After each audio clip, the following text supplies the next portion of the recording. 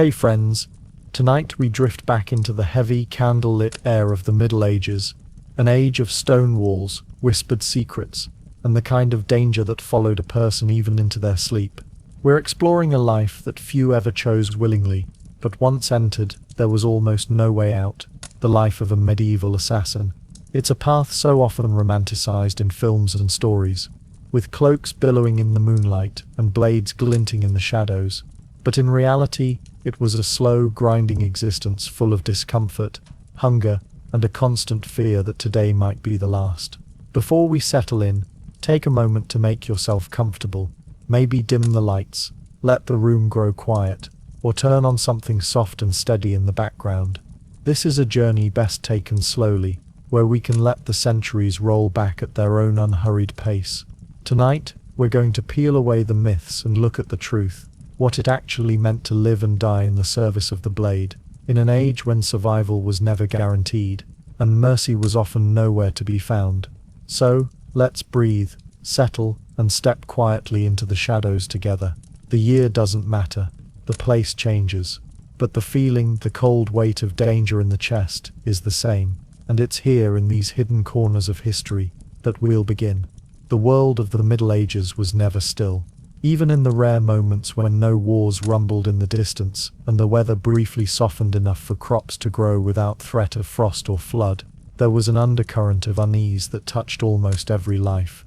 Lords rose and fell. Kings were crowned and dethroned, often within the space of a single lifetime, and the people below them, peasants, merchants, clerics, craftsmen, found themselves swept along by currents they could not see or control.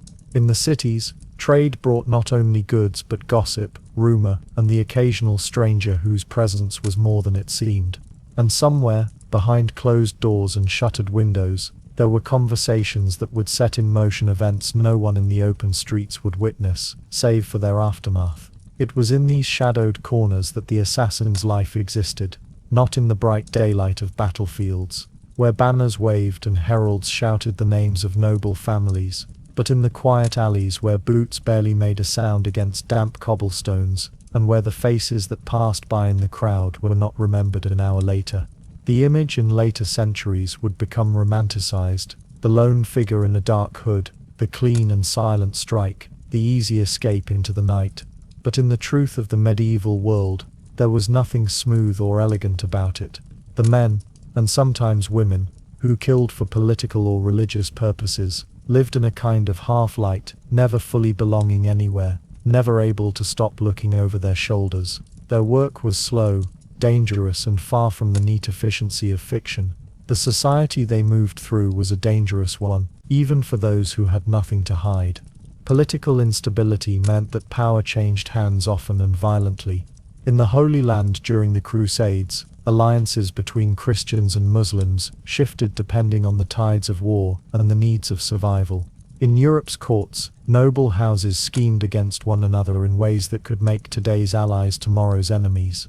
And within this complex weave of loyalties, there were those who acted as the hidden blades of the powerful, not soldiers in open battle, but tools for precision work, sent when an enemy was too well guarded to meet with sword in the field, or when a rival's influence had to be cut off before it reached the king's ear.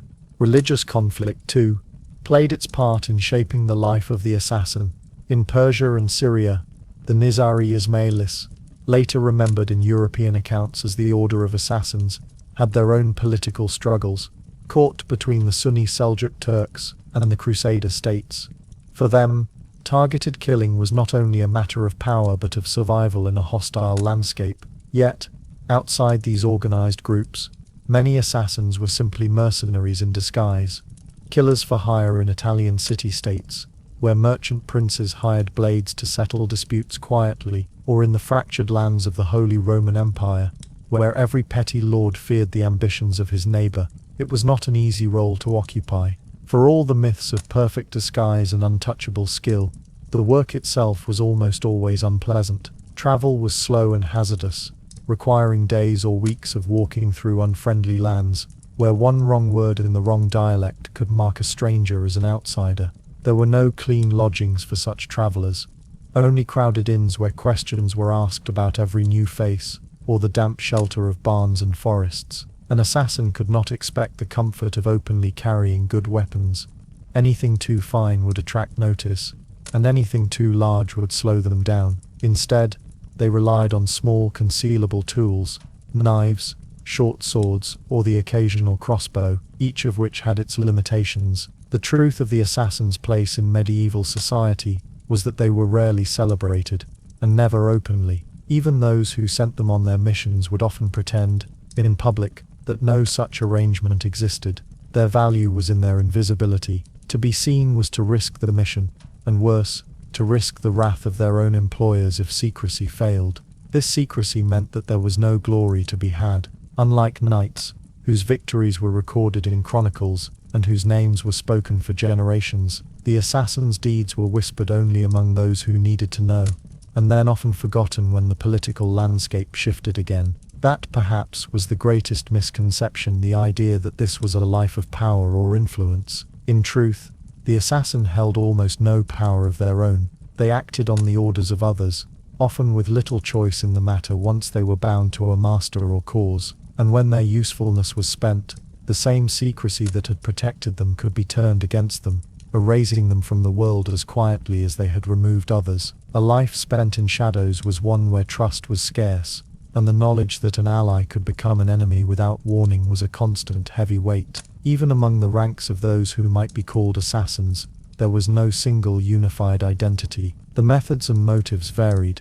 The Ismaili Fidar, trained from youth for a single sacrificial mission, the hired killer in a bustling Italian port, blending in with sailors and merchants, the discontented soldier who turned to murder as a means of making a living when his lord could no longer pay his wages. What bound them together was not a shared brotherhood, but the common hardship of their existence, always moving, always watching, never belonging. And in this uncertain medieval world, where every step outside the safety of known walls brought with it the risk of disease, robbery, or arrest, their work was even more dangerous than most. They carried not just the threat of death from the blade of an enemy, but the quiet erosion of their own lives, the loss of home, of kin, of any life that could be lived in the open. The hidden life behind the blade was one of constant displacement, where the greatest reward was not riches or renown, but survival, at least until the next order came. And those orders always came. Sooner or later, often from places and people the assassin would rather never have seen again, for recruitment into such a life rarely happened by chance, and once bound, it was a tether few ever broke. For most, the road towards such a life was not walked willingly. It was seldom the dream of a child to grow into a figure who must live in shadows, trading the warmth of family and the safety of belonging for the constant uncertainty of a false name and a concealed blade. Yet, in the Middle Ages, the line between choice and necessity was often blurred, and circumstances had a way of tightening around a person until only a few narrow paths remained, and some of those paths led directly into the hidden world of political killing.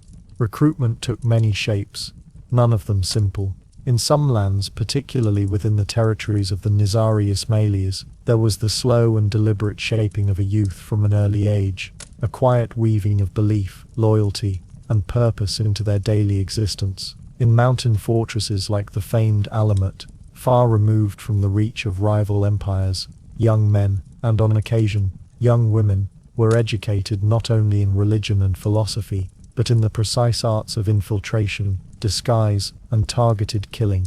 It was a kind of training that combined the patience of the scholar with the discipline of the soldier, ensuring that when the time came, the assassin was not merely skilled but ideologically bound to the cause. But not all recruits came from such structured systems. Across the wider medieval world, there were other routes, far messier, often accidental, and nearly always born from desperation. In the bustling Italian city-states, for example, where commerce flourished but rivalries ran deep, a man might find himself in debt beyond recovery, owing money to a patron who could see his usefulness in more ways than one. An unpaid debt could be transformed into an obligation, deliver a message, follow a target, and eventually, perform the act that would settle the account in full. It was a dangerous bargain, but one that many desperate men accepted, believing, often wrongly, that the deed would be a single, unrepeatable thing. Coercion was a tool as well, especially for those in lands torn by war. Captured soldiers might be spared execution if they agreed to serve their captors in a manner less open than fighting in the field. For a man who had just watched his comrades die, the promise of life, even a dangerous and uncertain one, could outweigh the horror of what was being asked. Some were even forced into service through the threat of harm to their families, a cruelty that ensured obedience but bred deep resentment. And yet, resentment was rarely enough to undo the bonds once tied. An assassin's value lay in their secrecy, and any attempt to break free was met with swift and final punishment. There were also those who entered the profession through political obligation, particularly in the courts of Europe's more unstable realms. A minor noble, finding himself on the losing side of a factional dispute, might be compelled by a more powerful lord to remove a rival quietly, with the promise that the act would earn him favor, or at least protection. Such work was considered dishonorable in public view, yet in the closed circles of medieval politics, it was a tool as legitimate as bribery or marriage. For those caught between loyalty to a patron and the danger of refusal, the choice was often an illusion. The path forward was already decided by the weight of obligation. The reality of recruitment into secret societies like the Nizari Ismailias was shaped not only by need but by an understanding of the political and religious context of the time. The Order of Assassins, as they came to be known in the writings of their Crusader enemies, operated within the network of fortified strongholds across Persia and Syria. Their leaders selected missions with precision, targeting individuals whose removal would destabilize their enemies without requiring open warfare. For the recruits, this meant that their training was not merely martial, but deeply intertwined with a strategic vision. They were taught to see themselves not as mere killers, but as instruments of a larger plan, one that could stretch across decades. Even outside of formal organizations, the recruitment process often involved a period of testing. Small assignments that gauged a potential assassin's ability to remain unnoticed, to follow instructions exactly, and to endure the long stretches of waiting that the work demanded. A man who was quick with a blade but careless in planning was more liability than asset. A recruit who could sit for days in the same street, watching and waiting for a signal, was far more valuable. In this way, the life began not with a single dramatic moment, but with a gradual erosion of the old self, replaced by habits of caution, suspicion, and obedience. For many, the moment they realized there was no return came quietly. It might be the night they were told to leave their home under cover of darkness, carrying only what could be hidden beneath a cloak. It might be the first time they were asked to follow someone for days, memorizing their routines and finding the points where they were most vulnerable. By then, they had already crossed the threshold, even if no blade had yet been drawn. And once across, there was little left of the person they had been before. The life of an assassin in the Middle Ages began long before the first mission, in the subtle severing of ties to home, kin, and ordinary work. Whatever the method of recruitment, whether shaped by years of training in a mountain fortress, forced by debt in a crowded city, or bound by the demands of a powerful patron, the result was the same: a person whose survival depended on moving in silence, carrying out the will of others without question, and knowing that the end could come not from the enemy, but from those they served. The first steps into this life might have been hesitant, but the path ahead was one of discipline, secrecy, and the slow transformation of the body and mind into tools for a single dangerous purpose. And so began the long and grueling process that would strip away hesitation, teaching the recruit not only how to kill, but how to become invisible until the moment of the strike. The path from recruitment to readiness was neither short nor gentle. For those who found themselves bound to the life of a medieval assassin, the early days of service were marked by a stripping away of anything that could be considered personal identity, replaced instead with the habits, skills, and mindset required to function as a silent weapon in the hands of another. It was not enough to simply know how to wield a blade. The work demanded a body hardened against fatigue, a mind that could remain still for hours or days, and an obedience so ingrained that hesitation could never find space to grow. Training began with the body, for it was the vessel through which every mission would be carried out.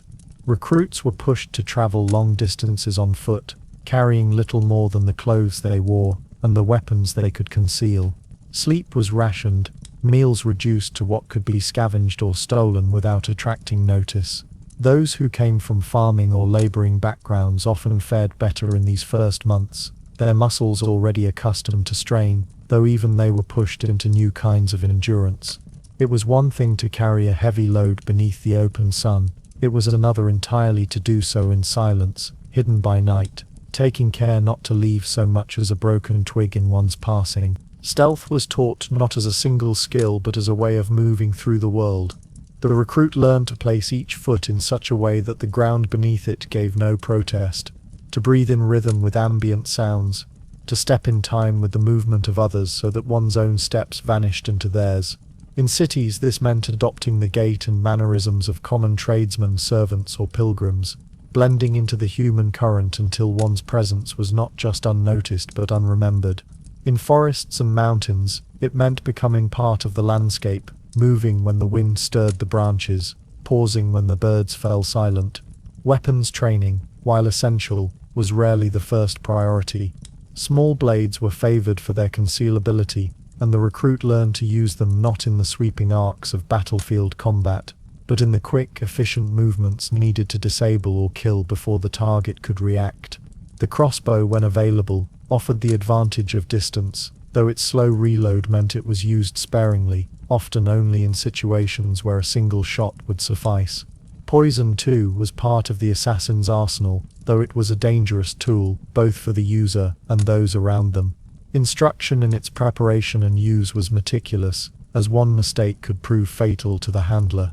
Certain plants, powders, and animal-derived toxins were cultivated or collected, their effects ranging from swift paralysis to slow, undetectable illness.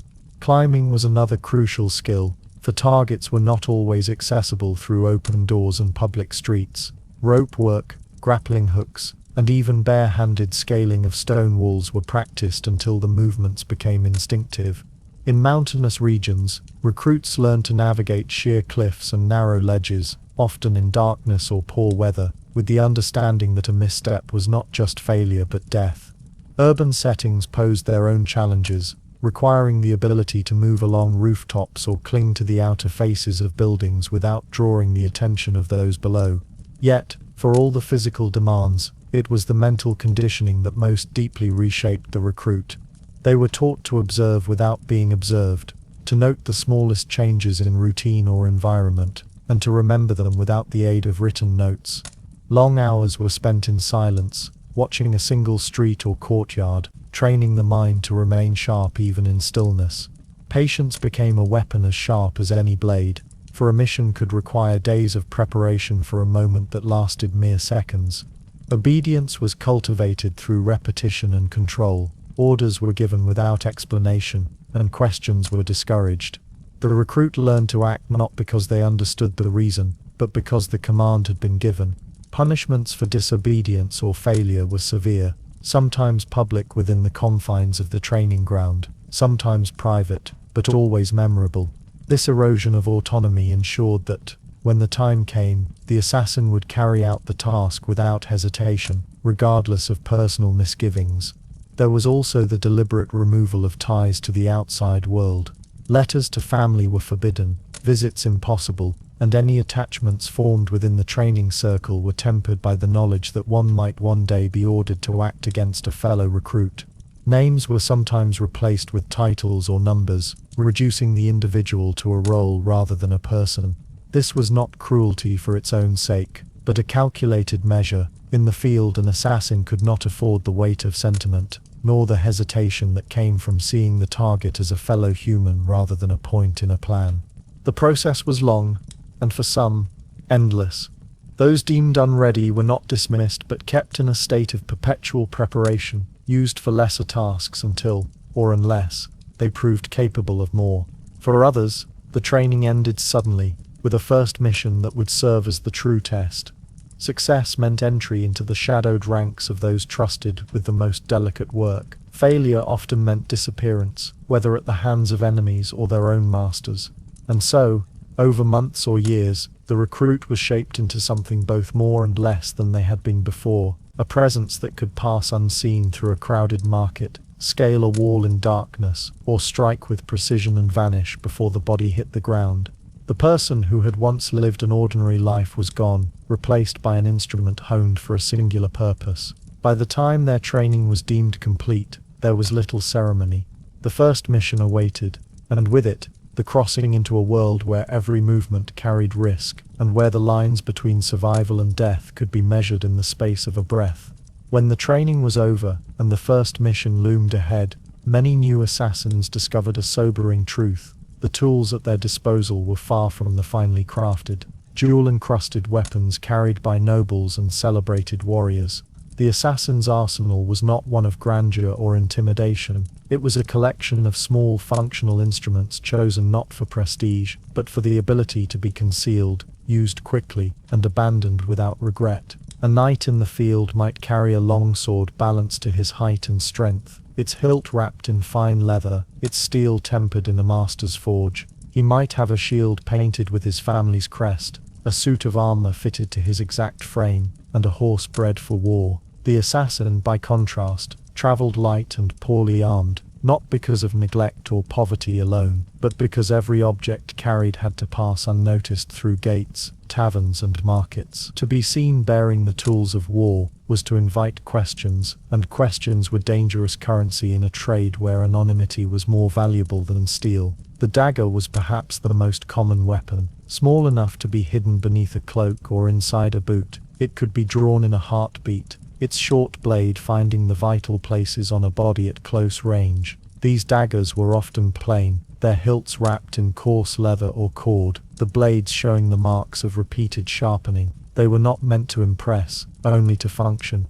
The assassin learned to care for the blade constantly, for a dull edge could mean hesitation, and hesitation could mean death. Sometimes, when the mission called for a reach beyond arm's length, a short sword or falchion might be used, though these were harder to conceal and risked drawing unwanted notice. The crossbow was another option, favored for its power and accuracy at a distance, but it came with its own limitations. A crossbow was slow to reload and cumbersome to carry, its presence often impossible to disguise. For that reason, it was reserved for situations where a single shot was all that was needed, a strike from a hidden rooftop, or a killing from across a crowded square before disappearing into the press of people. Then there were the more subtle tools, the ones that left no immediate mark of violence. Poisons, when available, could be administered without a public scene, but their use was far from simple. The ingredients were not always easy to find, and even when they were, preparing them required knowledge and precision.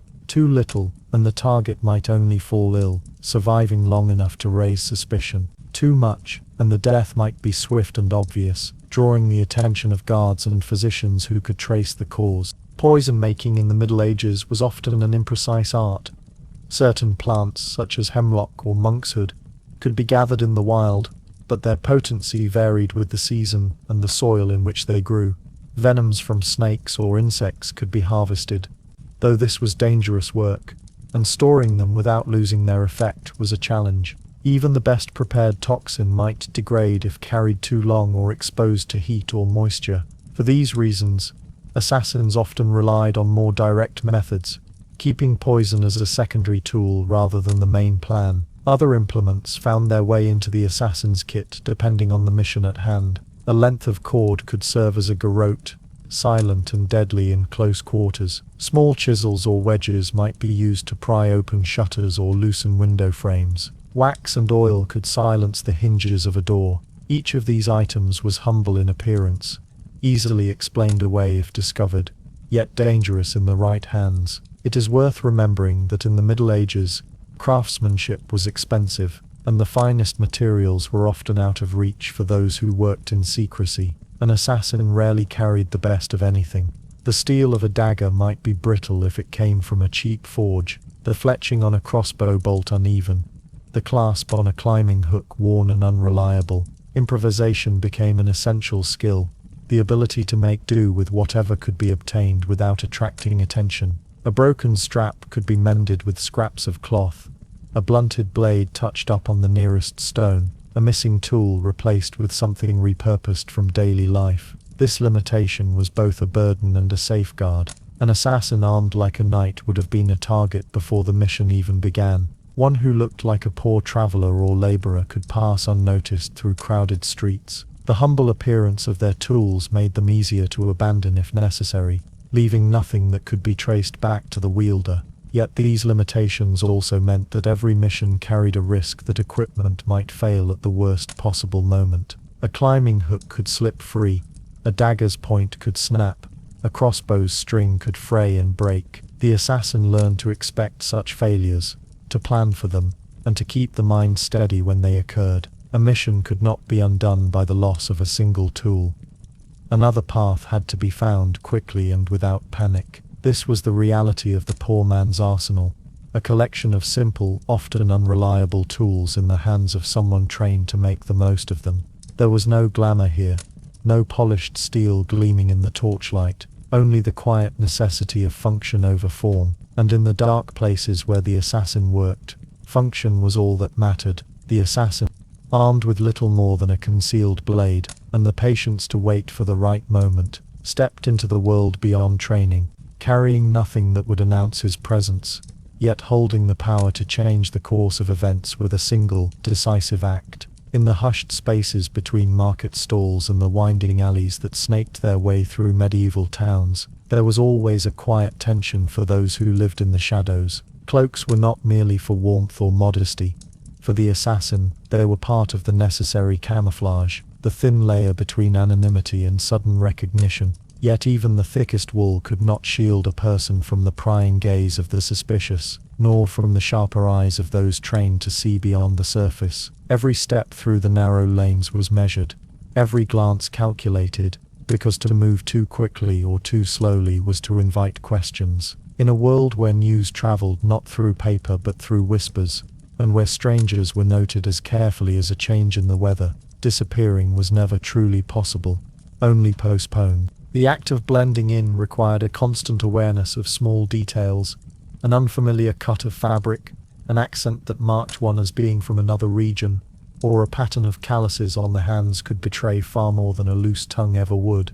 In villages, people could recognize the gait of their neighbors in the dark. In towns, merchants knew the faces of regular customers.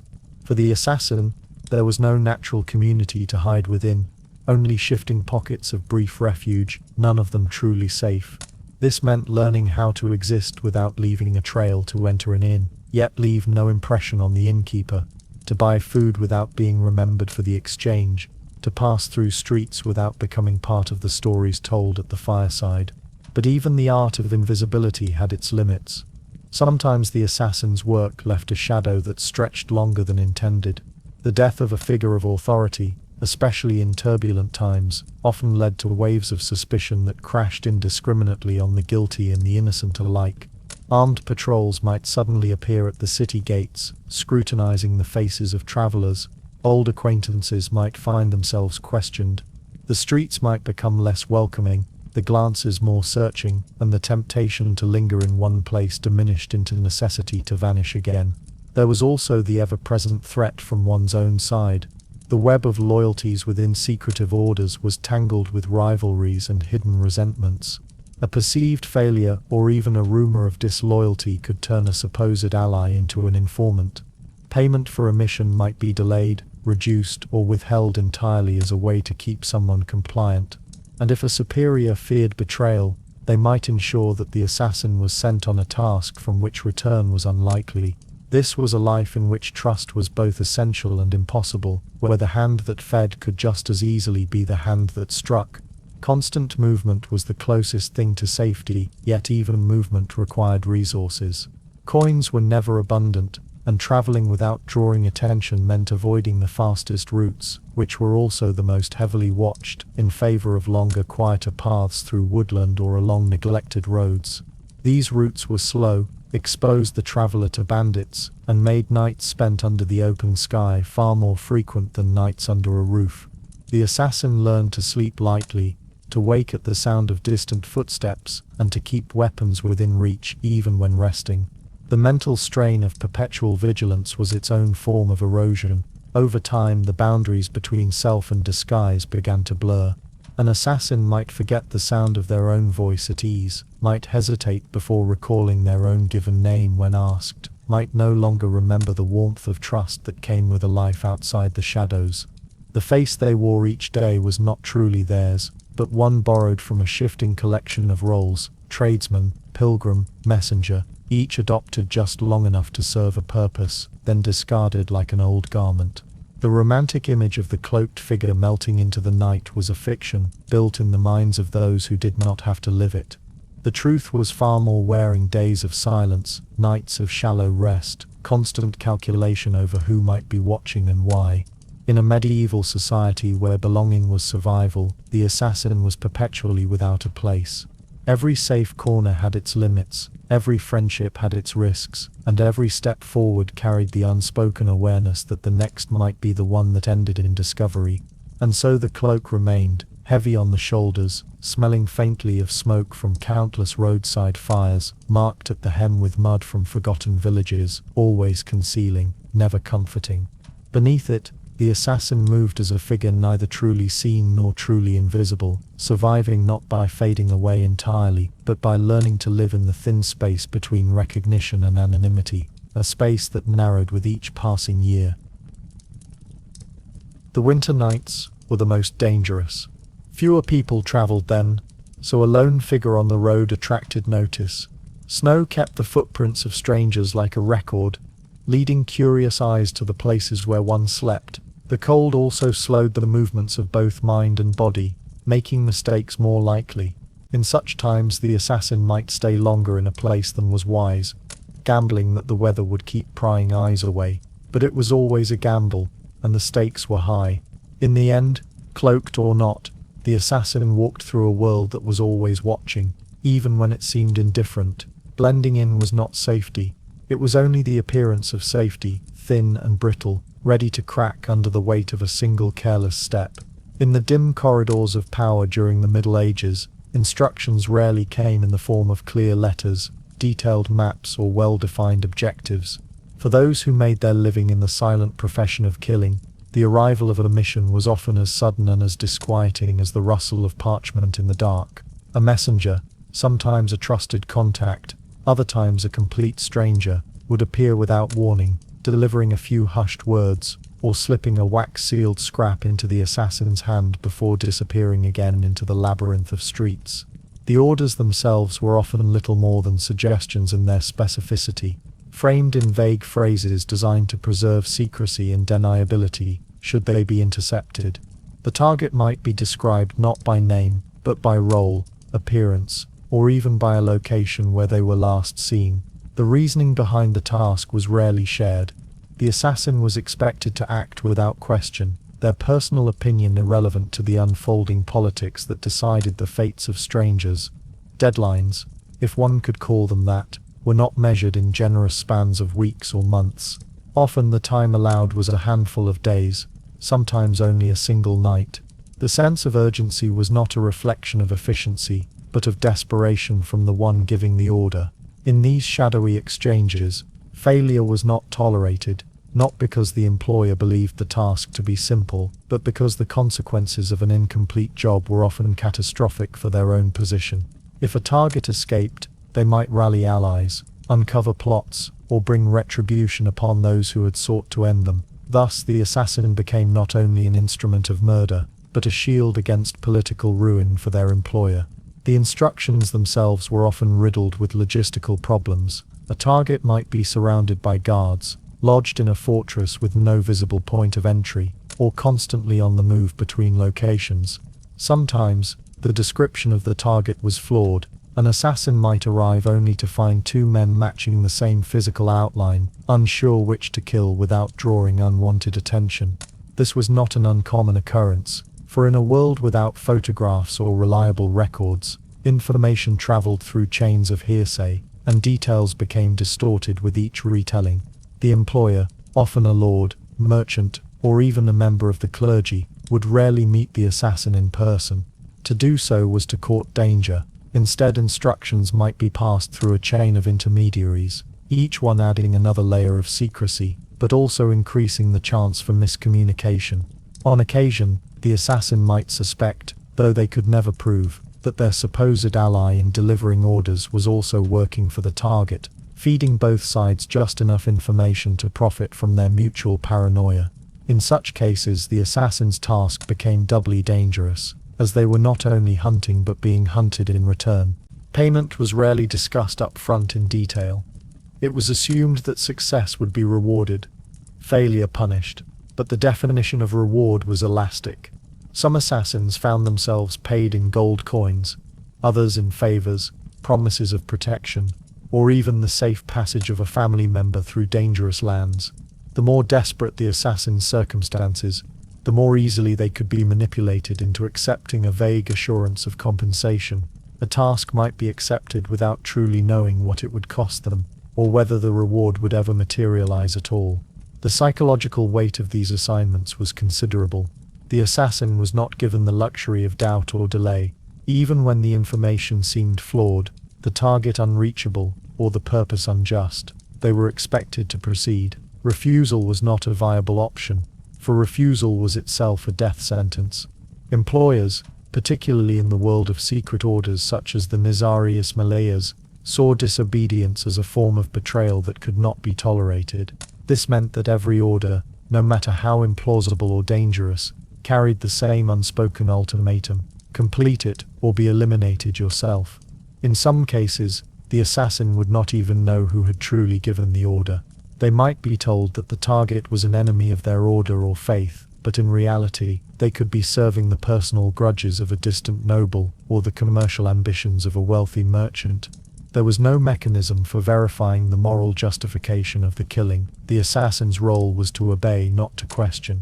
Over time, this lack of agency could erode even the strongest will, leaving the assassin detached from the consequences of their actions, functioning only as a silent extension of another's will. When the orders finally came, whether scrawled in coded language, whispered in a tavern corner, or sewn into the lining of a cloak, they marked the beginning of another hazardous journey. There was no guarantee that the assassin would live to see its end. Each mission required careful planning, weeks of watching and waiting, and constant readiness for the unexpected. A single mistake, a single moment of hesitation, could unravel the plan entirely. Yet there was no sympathy for the difficulty of the task. To the one who had given the order, the assassin's hardships were invisible, their struggles irrelevant. What mattered was that the deed was done, and done without trace. Thus, the delivery of an order was both the start of a new hunt and the weight of an unspoken death sentence. It meant stepping once more into the labyrinth of medieval intrigue, where every shadow concealed not only opportunity but peril, and where the assassin walked a path that was both necessary and expendable in equal measure. There was no applause at the end of these missions, no public acknowledgement of skill, only the next set of orders, waiting somewhere in the darkness, ready to strip away what little peace the assassin might have salvaged in the spaces between kills. The assassin's path was never a straight one, nor was it lined with the ease and certainty that later romantic tales would suggest. Once a mission was set in motion, the most immediate and pressing danger was not always the target itself, but the web of eyes that seemed to stretch across every medieval city and village, silent yet always watching. Surveillance, in this age before telescopes or paper warrants, was not the mechanical eye of an empire, but rather the human net of suspicion, gossip and loyalty, carefully interwoven through marketplaces, taverns and churchyards. A stranger's face, a traveler's accent, or a sudden absence from one's usual haunts could become, in the tight confines of medieval life, the pebble that started a landslide of questions. Medieval cities were not vast enough for anonymity. The twisting streets of stone and timber, the same markets visited day after day, the repeated faces at morning prayers, all made strangers stand out in a way that was impossible to ignore. City guards, often poorly paid and poorly trained, still carried an instinct for spotting those who did not belong, if only because such figures might bring trouble that would eventually land in their laps. More dangerous still were the informants who had no official role, yet knew every unusual movement. The old woman who sat by the well and saw who came and went at all hours. The fishmonger who noticed when someone bought salted cod, but no bread. The parish clerk who remembered the name given at confession, and the uneasy tone in which it was spoken. This network was not an accident. Many towns and fortresses, especially those in contested borderlands or under the shadow of powerful lords, cultivated informers deliberately. Payment might be a coin here, a sack of grain there, or a whispered promise of protection when trouble came. Assassins, who relied on slipping in and out unseen, now had to navigate an invisible maze of loyalty, and each informant could undo weeks of planning with a single murmured word in the right ear. Even the act of lodging at an inn could be dangerous. Innkeepers, eager to keep favor with the local guard captain or magistrate, often reported unusual guests. Sometimes it was merely for their own safety, but sometimes it was to curry political advantage. Rival factions posed another threat, and these could be even more deadly than civic watchfulness. In places like the fractured Italian city-states or the shifting courts of the Crusader kingdoms, assassins were not the only shadows moving through the streets. Competitors, whether from rival orders, mercenary bands, or simply loyal retainers of the intended victim, might track an assassin's movements from the moment they stepped inside the city gates. A footstep too many in the wrong quarter, a question asked in a voice too firm, a glance at the wrong wall, all of it might be noticed by those trained to look for such things. In rural areas, the situation was no safer, only different. Villages were even tighter in their rhythms than cities.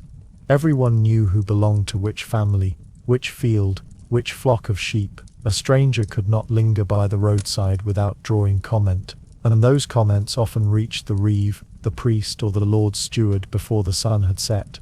Moving under the cover of night was equally dangerous, for many villages maintained night watches to guard against thieves, wild animals, or worse. These were not heavily armed patrols, but their familiarity with every sound and shadow in their domain made them unnervingly hard to evade. Religious orders and institutions added yet another layer of observation. Monks, priests, and other clerics often served as trusted keepers of information for secular authorities, especially when such information came through confession or casual conversation. The assassin's face might be burned into the memory of a watchful abbot long before they drew their blade. Furthermore, the church often employed its own quiet watchers, particularly in times of heresy, schism, or religious war. In such moments, even a hint of suspicious movement could be wrapped in the language of divine judgment, making pursuit relentless. The danger was compounded by the assassin's own need for reconnaissance. Learning the target's habits required time, patience, and visibility, the very things that made them vulnerable. A figure seen loitering near the target's residence might be questioned by guards or confronted by household retainers. Merchants might remember the customer who lingered too long, or who asked about the comings and goings of a prominent patron. In small towns, such curiosity could even spark collective action, with villagers banding together to follow or confront the suspicious figure. Rumors traveled faster than feet. A single careless move could spread through the network of gossip until it reached someone with the means or the will to act. In a city where rival guilds, factions, and family loyalties interlaced like threads in a tapestry, a rumor could be weaponized quickly. A whispered suggestion that someone was a thief, a spy, or a murderer might lead to them being barred from inns, refused passage across bridges, or suddenly shadowed by men with quiet steps and hidden blades of their own.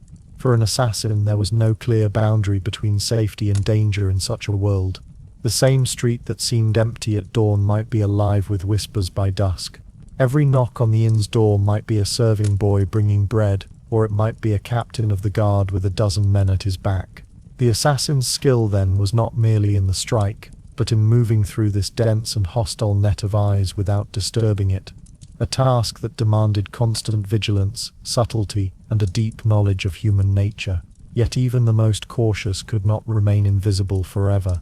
In the medieval world, anonymity was not a shield but a signal, a flare in the night, marking one as out of place.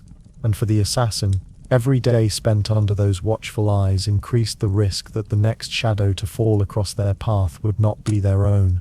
The days blurred into one another in the way that only prolonged stillness could create, the hours melting away until time itself felt like a trick of the mind.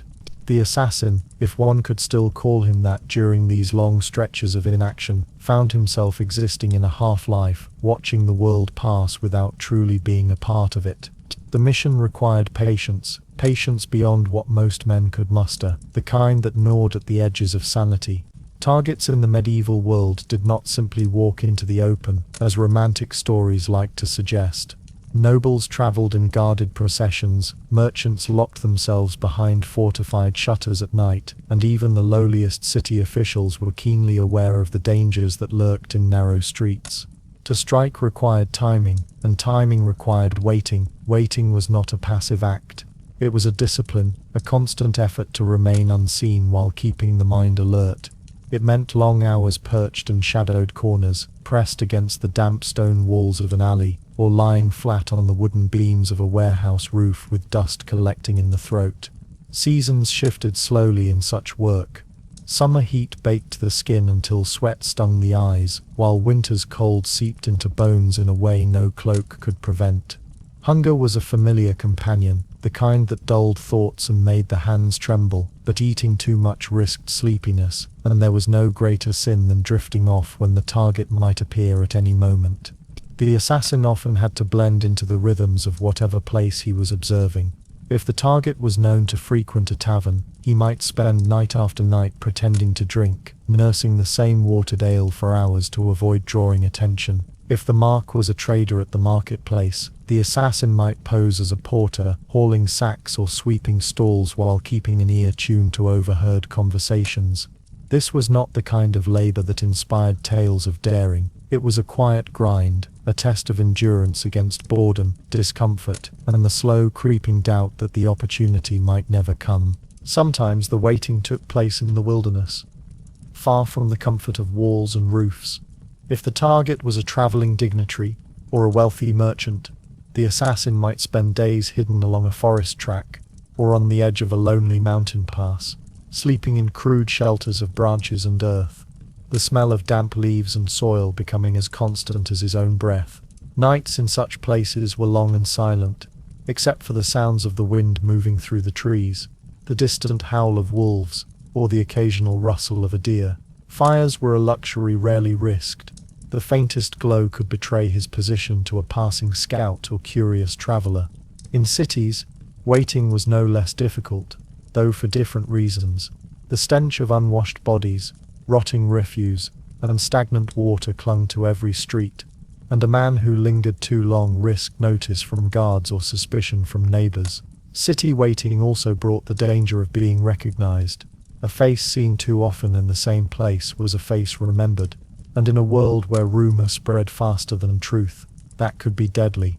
This forced the assassin to constantly shift positions, one day watching from a merchant's doorway, the next from the window of a rented room above a baker's shop, the day after from the shadowed arch of a church cloister. The mental strain was perhaps the hardest burden. The human mind was not meant to stay fixed on a single purpose for so long without action. Thoughts wandered, sometimes toward memories of home or imagined futures that would never come to pass, sometimes toward fears of failure and the punishment it would bring. Every sound became a possible signal, every movement in the crowd a potential approach of the target, yet more often than not, it was nothing. This constant anticipation without release was its own kind of torture, like drawing back a bowstring and holding it until the muscles burned. Weeks could pass like this. Sometimes the mission ended without a kill. The target might fall ill, leave the city unexpectedly, or be killed by someone else entirely. In such cases, there was no glory, no pay, and often no gratitude.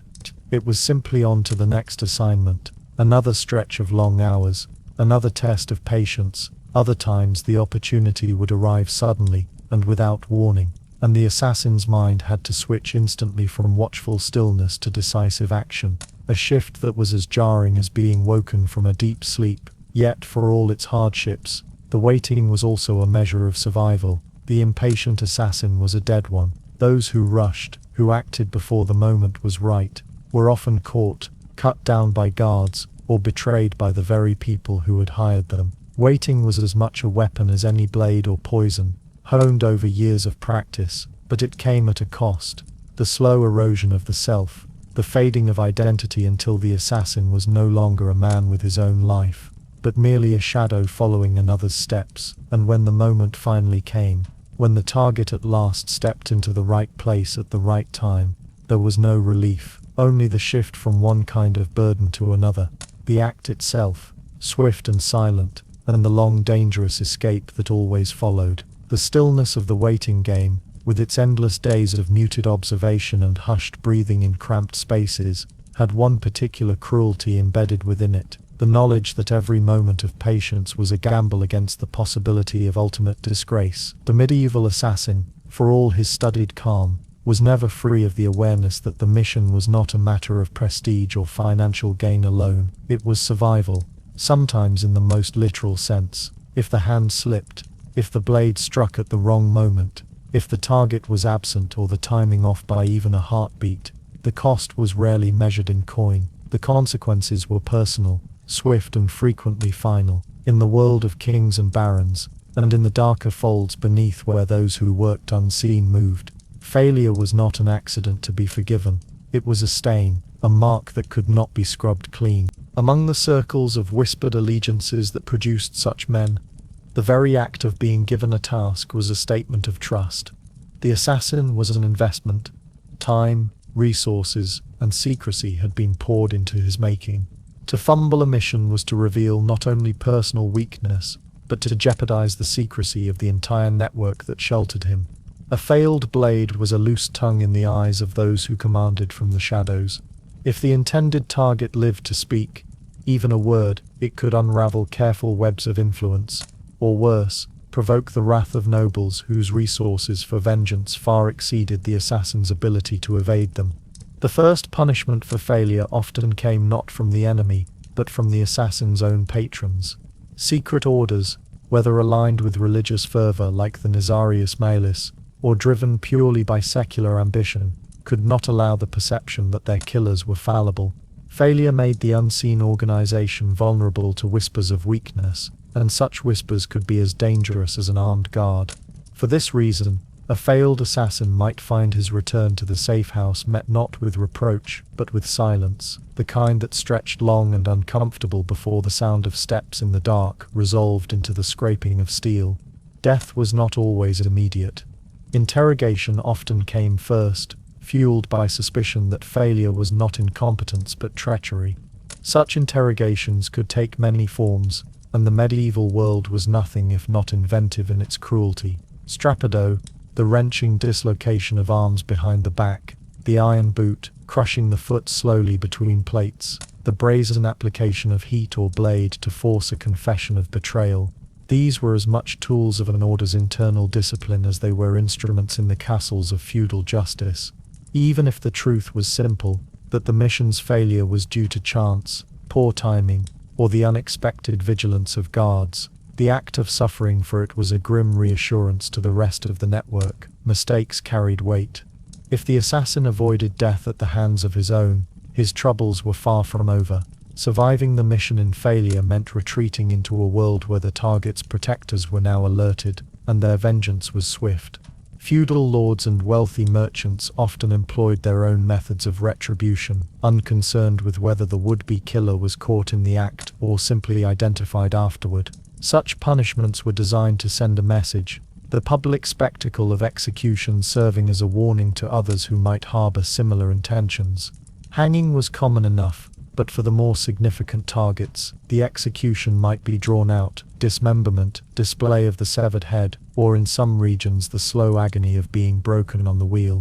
Even in those rare cases when the assassin slipped away from the scene undetected, the fear of being pursued lingered. Nobles and wealthy clergy had long memories, and so did the rival factions who sometimes benefited from exposing a failed killer. Rumors could travel faster than a fleeing man. A single slip of description, a scar, a gait, the color of a cloak, might filter through taverns, guardrooms and the kitchens of city households until it reached someone with the means to act upon it. Once a price was put upon a head, even the anonymity that had been so carefully cultivated could dissolve overnight. The psychological weight of this reality was crushing in ways that training could not entirely prepare for. Every mission became a balance between precision and paranoia, and failure tipped the scales toward dread.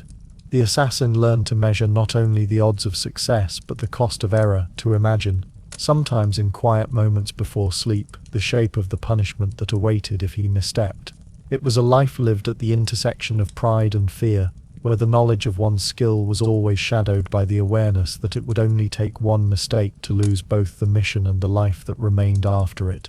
Those who failed more than once rarely had the chance to make it a pattern. The orders that employed them did not deal in leniency.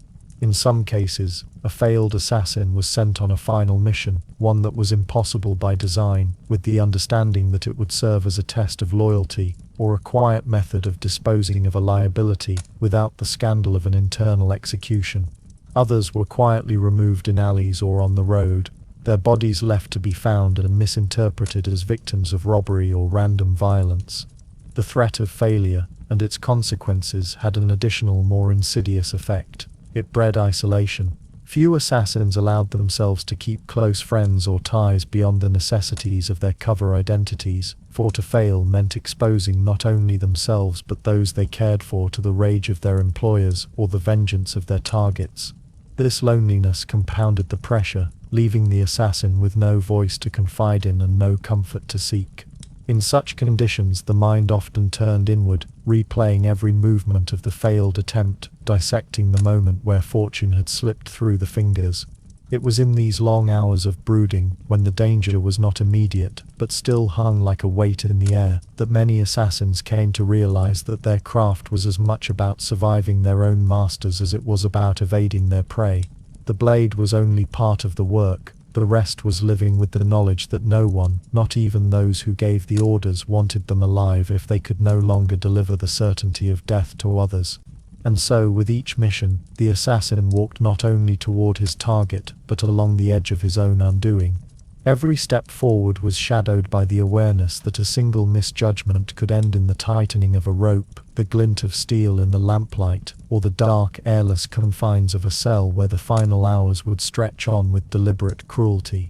The fear of such endings became an unspoken companion, one that followed even into the next task, where the target's death was no longer the only objective. Survival itself had become the most pressing mission.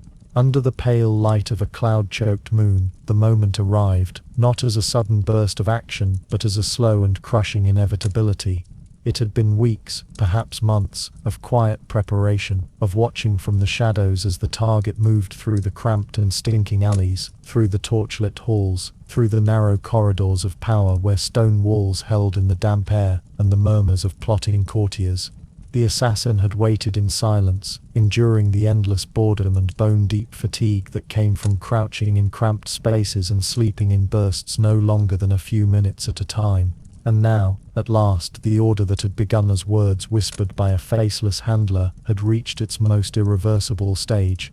This was the point from which there could be no return, no pause to reconsider, no possibility of walking away without consequence. The act itself was nothing like the quiet precision of a song or a perfectly written letter. It was a mess, a shoving, grappling, desperate moment in which all the careful practice seemed to dissolve into instinct. A hand that was meant to be steady shook from cold or nerves. The dagger, so carefully sharpened earlier in the night, slid awkwardly against a rib or snagged in heavy cloth, requiring brutal force to push further. The victim rarely went silently. There were gasps, grunts, sometimes screams, and the clattering noise of a chair overturned or a weapon falling to the ground. Even in the best of circumstances, the air seemed to grow thick and metallic with the smell of blood, a scent that clung to the skin and clothes long after the deed was done. No matter how deeply the assassin had trained in silence, in poise, in controlling their breathing, the reality was always disordered.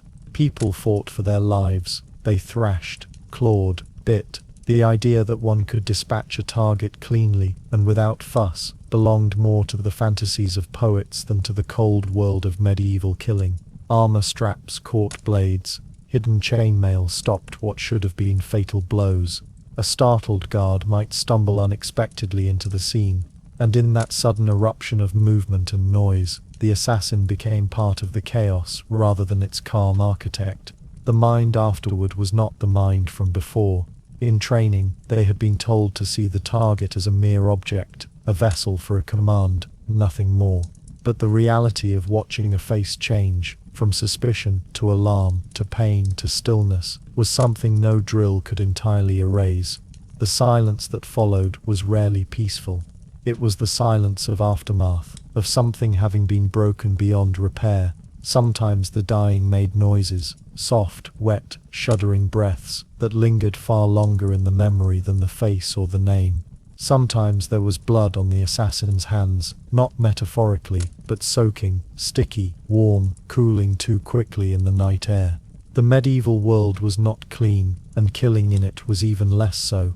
Even those who had steeled themselves for years sometimes felt the sharp, unwelcome edge of guilt, though they could never speak of it aloud. And then there were the practical consequences, the difficulty of slipping away without notice when a room smelled of death, when clothes bore stains too dark to pass as wine, when footsteps could be heard coming from a distant hallway. The assassin often had to move with ungraceful haste, tripping over objects in the darkness, scraping skin on rough stone, or stepping in pools that were difficult to see in the low light. There was also the issue of noise, not just the victim's but the assassin's own. Breathing became loud and ragged. Heartbeats seemed so violent they could be heard from across a room. The calm, measured movements of training gave way to the jerkiness of a body flooded with tension. Sometimes the assassin would only realize later that they had cut themselves, or that their legs were trembling so badly they could barely walk. And afterward, there was no audience to admire the skill or dedication, no quiet applause in the shadows.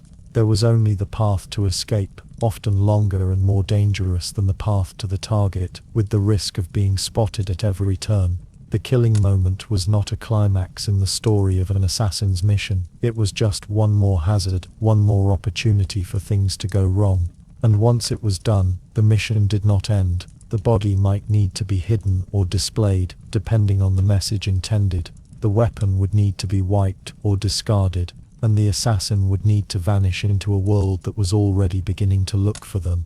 The most dangerous part of the mission was often the hours just after the kill, when suspicion ran high, and every man in the street seemed to stare too long, and every sound in the night seemed like approaching boots. Yet the thing that made this moment truly unromantic was not the mess or the noise or the danger. It was the emptiness. The deed was done, and yet the world remained unchanged. The war would not end. The famine would not ease. The assassin would not be thanked. The target's absence would be filled by another figure just as corrupt, just as ambitious, just as vulnerable, and the assassin, stripped of any illusions, would walk away knowing they had done something irreversible, and that it had solved nothing at all. The next task, as always, was not to savor a victory but to vanish without leaving a single thread to follow. For the longer one lingered after the act, the closer the noose became. The act itself, once committed, did not bring closure. It brought a heavier kind of silence, one that seemed to echo in the bones rather than in the air, and from that silence grew the longest burden of all, the life that had to be lived in the shadows after the blade had done its work. In the medieval world, identity was not a fluid concept, as it might be in more modern ages. One's birth, family ties, trade, and even manner of dress announced to others exactly where one belonged in the strict hierarchy of society. To be an assassin meant to be permanently dislocated from that order. You could not return to your village, as though you had merely been away on business. You could not visit your mother's hearth without suspicion, for the eyes of neighbors were sharp and their memories long. If your hands were calloused from the rope of siege engines last year, and strangely smooth the next, questions would follow. If you had gold without the land to justify it, someone would notice, and if you had no visible past at all, you were doubly suspect. Maintaining secrecy meant building an entire life from pieces that never quite fit. Names changed with towns, sometimes with the seasons. Birthplaces were invented, parents imagined, and trades learned just enough to appear plausible before moving on. But the seams always showed. A man posing as a scribe might not know the local saints whose feast days were celebrated, or might pronounce a town's name with an outsider's inflection. A supposed wool merchant might fail to name the regional dyes used in winter fabrics. Medieval society was endlessly localized, and the smallest slip could unravel the whole disguise. Family, in any genuine sense, was a luxury few could afford. Marriage was a dangerous entanglement. A spouse might notice absences that stretched for weeks, strange injuries that could not be explained, or a certain way of looking over one's shoulder that never went away. Children were worse still, for they created both vulnerability and leverage. Enemies could find them, threaten them, use them as a way to force compliance. So most assassins simply abandoned the idea of a household entirely, moving instead from lodging to lodging, from the back rooms of inns to the attics of merchants who asked no questions so long as coin changed hands. Friendship, too, was never truly possible. Trust was a currency rarer than gold in that profession. Even fellow assassins were not companions so much as temporary associates, for it was never certain whether they might one day be ordered to remove you as neatly as you had once removed others. A passing conversation in a market, a shared drink in a tavern. These might happen, but they were performances, calculated exchanges that could be dropped at the first sign of suspicion. In truth, the assassin's life was one of perpetual role-play without an audience, pretending to be a part of a world from which one was already exiled. The constant vigilance necessary to preserve a false identity wore down the mind as much as the body. Sleep, when it came, was light and restless, for the mind replayed details endlessly. Which name had been given to which innkeeper, which trade had been claimed in which village, whether the local priest had been too curious when asking about one's family. A moment's slip could lead to a chain of events ending in a dungeon, or worse, in the pub. And so life became a shifting arrangement of lies, small and large. Lies about where you had been, about who you had known, about why you bore the scars you carried. Lies told so often they began to erode the memory of truth, until even one's own reflection seemed that of a stranger wearing yet another mask. To live in this way was to drift perpetually at the edges of society, always close enough to observe, but never close enough to belong. And in that isolation, the assassin discovered that the blade was only one part of the trade. The rest was a life spent unseen, unheard, and ultimately unremembered. Payment, when it came, was never as simple as the quiet passing of a heavy purse into waiting hands. In truth, the promise of reward was as dangerous and unreliable as the missions themselves, and for many the chase for payment lasted longer than the act of killing. The medieval assassin did not work for institutions with ledgers and contracts. They served masters whose word was both law and smoke, binding only as long as it suited their needs. Lords and wealthy merchants, bishops and even kings might whisper the sum in advance, might swear upon relics or holy texts that it would be delivered, but oaths were malleable things in a world where power outweighed honor. Once the deed was done, and the blood cooled, the patron's memory could grow short, or their willingness to acknowledge the arrangement might fade into convenient amnesia. Sometimes, payment was delayed with excuses that carried the weight of command. The treasurer has yet to return from the provinces. The harvest was poor, your gold must wait until the tithe is collected. The bishop insists the funds come from a special levy, and such matters require time. Each delay forced the assassin into dangerous proximity with their employer, returning again and again to collect what had been promised, a process that could draw suspicion, create witnesses, or even provoke the patron to silence the assassin permanently rather than part with coin. There were many cases in which the one who ordered the killing became the next target, not through betrayal of the original mission, but as the only sure way to claim what was owed, and even when the reward arrived, it was rarely in the pure form the assassin imagined. Gold could be clipped, underweight, or mixed with lesser metals. Payment might come in land, a barren patch of soil in a lawless border region, where holding it meant fighting off thieves, rebels, or the very soldiers of the lord who had granted it. Sometimes, the compensation was in the form of a favor, a vague promise that the employer would offer protection or assistance in the future, a promise that often dissolved the moment the assassin's usefulness waned. In the most bitter of cases, the reward was nothing more than the employer's assurance that they would not expose the assassin's identity or turn them over to the authorities, a grim bargain in which survival itself was treated as payment. The economic reality of this life was grim, the work was dangerous, the rewards uncertain, and the cost of operating, from bribes to safe lodgings to maintaining the false identities, consumed much of what little payment actually arrived.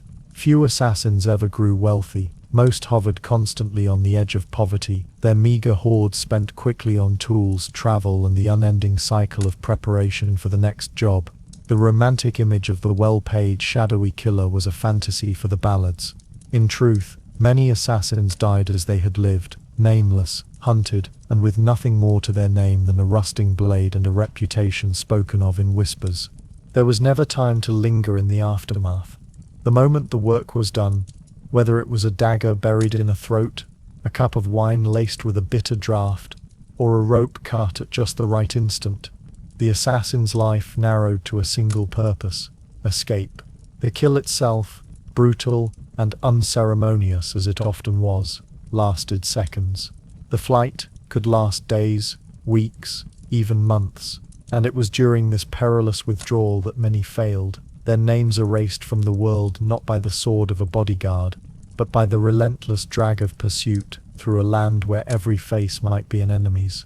Medieval towns and cities were close-walled and suspicious places. Strangers were noticed, movements were remembered, and the sudden absence of a well-known man or woman could spark questions. When death struck, the local lords, merchants, or clergy had no shortage of eyes willing to hunt the killer, especially when reward money was promised for their head.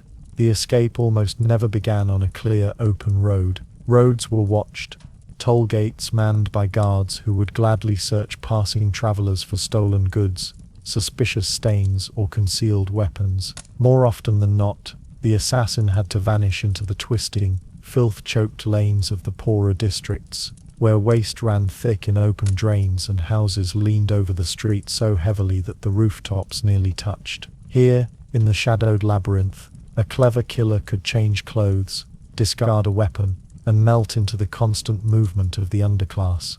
But these alleys were no sanctuary. Thieves, rival gangs, and opportunists saw fugitives as prey, and a desperate escape could quickly turn into a knife fight for survival. The assassin's anonymity was both their greatest shield and most fragile defense. If anyone recognized their face from the scene of the crime, a whispered word to the right ears could be enough to summon guards or bounty hunters. If the mission took place in a castle or fortified estate, escape was worse still. Towers, walls, and portcullises became a maze of death, each corridor a potential trap where armored guards could box in the fleeing killer. Some relied on prior planning, memorizing servant routes, hiding tools for later use, or bribing a stable hand to keep a horse ready beyond the walls. Others simply ran blind, trusting instinct to lead them through kitchens, storerooms, or postern gates meant for waste carts. Even when the walls were behind them, open ground was no friend. Crossing fields or moats under moonlight risked the silhouette of their body, betraying them to watchmen on the battlements. More than one assassin was brought down by a well-aimed arrow loosed into the dark. Beyond the walls lay hostile country. Villages could be as dangerous as cities, for rural communities were tightly knit, and a stranger arriving in the dead of night was sure to draw questions. An assassin might claim to be a pilgrim, a wandering trader, or a messenger for some distant noble, but such lies required quick thinking and convincing detail. If their tongue faltered, or if the villagers had already heard whispers of the killing, the fugitive could find themselves locked in a barn, for their own safety, only to wake surrounded by men with pitchforks waiting for the Lord's reeve to arrive. Sometimes there was no choice but to take to the wilderness. Forests, though offering concealment, carried their own perils. Paths twisted and disappeared, roots caught the feet, and in the damp and cold, a single night without shelter could sap the strength needed for the next day's flight. Wolves roamed in packs, and though rare, bears and boars could end a journey as swiftly as any armed man. Worse still were the human dangers, outlaws and bandits who watched the woodlands as carefully as any sheriff's patrol. Meeting such men could lead to uneasy bargains, coin or possessions traded for silence, or even reluctant alliances where the assassin promised a share of their payment in exchange for safe passage. Of course, once the killer reached safety, such promises were rarely kept, assuming they lived long enough to break them. The rivers were another road, but a treacherous one. Hiring passage on a ferry or small trading boat might allow for faster travel, but captains were cautious men. They asked questions about cargo, about origins, about the reasons for urgent journeys. A wrong word could have them turning the boat back to shore and handing their passenger over to the nearest garrison in exchange for a bounty. Those who could not pay for passage were forced to swim, wade, or steal rafts. A dangerous choice when icy currents could drag a body under in moments. The assassin who reached the far bank might escape their hunters, but if they emerged soaked and shivering in the cold night air, sickness could be waiting in place of steel. Pursuit was rarely blind. Wealthy lords and important merchants employed networks of informants, runners, and mounted patrols. Word of the killer's description could travel faster than the assassin themselves, carried by church messengers, heralds, or even the coded shouts of traveling peddlers who sold more than just goods. In some regions, hunters would unleash trained hounds to track the fugitive's scent, a terrifying prospect, for once the dogs had the trail, it could be nearly impossible to shake them without careful planning. Assassins learned to wade through streams, scatter pungent herbs, or smear themselves in mud to break the trail. But these tricks were not always enough. And then there was the night itself, both friend and foe. Darkness could hide the assassins' movements, cloak their form and confuse the watchmen, but it also concealed pitfalls, bogs, and sudden drops that could cripple a fleeing body in an instant. The moon might offer light, but its glow was a double-edged gift, guiding the fugitive's steps while also casting their shadow for any distant hunter to follow. More than one escape ended not with capture, but with the assassin slipping, breaking a bone, and lying helpless until dawn brought the enemy to their side. For those who survived the first hours, the journey was a grim test of endurance. Each village passed without stopping meant hunger. Each day without rest brought weariness that dulled reflexes. Even the simplest mistake, a glance held too long, a hand drifting too near a concealed weapon, could betray the assassin to watchful eyes. Many adopted disguises as they traveled, a monk's robe, a farmer's tunic, or the rough garb of a charcoal burner. The goal was not invisibility, for in the medieval world complete invisibility was impossible, but rather to become unremarkable, the kind of figure no one would remember seeing even an hour later. The lucky ones eventually reached safe ground, a sympathetic monastery, a city where their employer's influence was strong, or a hidden refuge prepared in advance. But even then, the journey's end was uneasy. Some assassins would find their payment waiting. Others would find only silence, suspicion, and the knowledge that their flight might not be over. For while the act of killing was a single moment, the shadow of it could stretch across months, even years, as enemies nursed grudges and justice, whether official or private, pursued the assassin wherever they went. The escape was never truly finished. It was only delayed, postponed until the next whisper, the next job, the next need to disappear into the night once again. Under the dim shroud of a moonless night, when the adrenaline of the kill had barely begun to ebb, the assassin often found themselves stepping into a second, far more unpredictable battle, the one that came after the mission was supposedly done. For in the medieval world, death rarely ended disputes. It only passed the torch of rage to the hands of the living, and those hands could be just as deadly as the blade that had ended their kin's life. Assassins quickly learned that each completed contract was a stone dropped into a pond, sending ripples that carried danger far beyond the initial splash. Families in these centuries did not simply mourn in silence. They sought blood in return, driven by codes of honor, feuds stretching back generations, and political alliances that turned personal vengeance into full-scale hunts. The danger was not only immediate, it was enduring, for a man's brother might come for you within days, while his cousin might track you across half a continent years later, waiting for the perfect moment to settle the score. Even in a Europe fractured into city-states, warring kingdoms, and unstable fiefdoms, news of a killing could spread with unnerving speed. The slow-moving caravans and word-of-mouth messengers might take weeks to cross a region, but in a tightly wound court or a closely knit town, rumors traveled faster than any horse. The assassin's name, or at least a description, could be whispered in taverns, passed to guilds, or carried in coded messages between allied families. Sometimes a target's protectors would post rewards for information, tempting even the assassin's so-called friends into betrayal. There was no such thing as a truly finished job, for the true measure of survival was not in completing the kill, but in staying alive long enough for the wound to the target's circle to fade into other concerns, a process that might take years if it ever happened at all. The The worst danger came when the enemy's resources vastly outweighed the assassin's own. Nobles could hire mercenaries, deploy city guards, or set up roadblocks to choke travel routes. They could bribe tollkeepers, innkeepers, and caravan leaders to report anyone matching a description.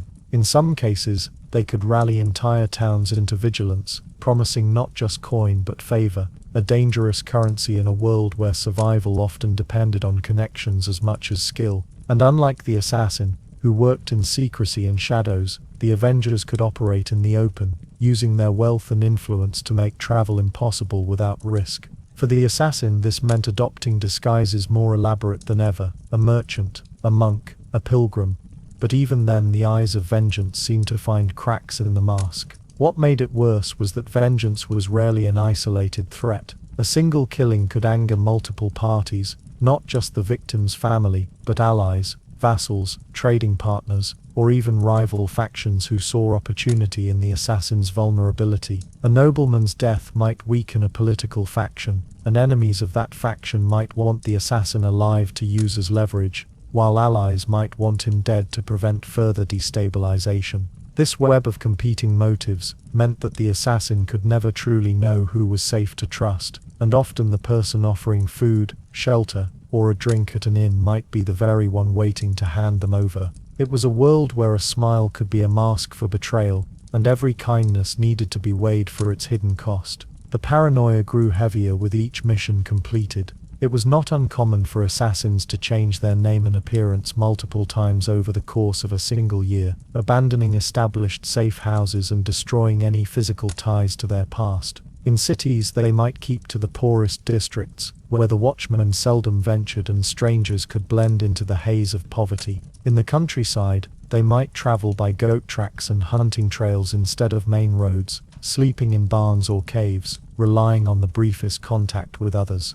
Yet even in isolation, the assassin's mind could never fully rest. Every snapping twig in the forest, every sudden silence in a busy marketplace could be the herald of a pursuer closing in. When vengeance came, it was rarely announced. It might arrive as a group of men in the night, forcing the assassin into a desperate fight in the cramped shadows of an alley. It might come as a poisoned drink handed over by an innkeeper paid to do the deed. It could even come from a face once trusted, a fellow operative from the same order, now paid better by the enemy, or acting under secret orders from higher up. In the cruel mathematics of medieval power, loyalty was a currency far weaker than gold or survival instinct. Even within one's own brotherhood, suspicion was a constant companion. The assassin's enemies did not need to strike immediately. Some would shadow them for months, studying their habits, waiting until a moment of fatigue, drunkenness, or complacency broke the professional discipline that kept them alive. In truth, enemies were not always made by choice.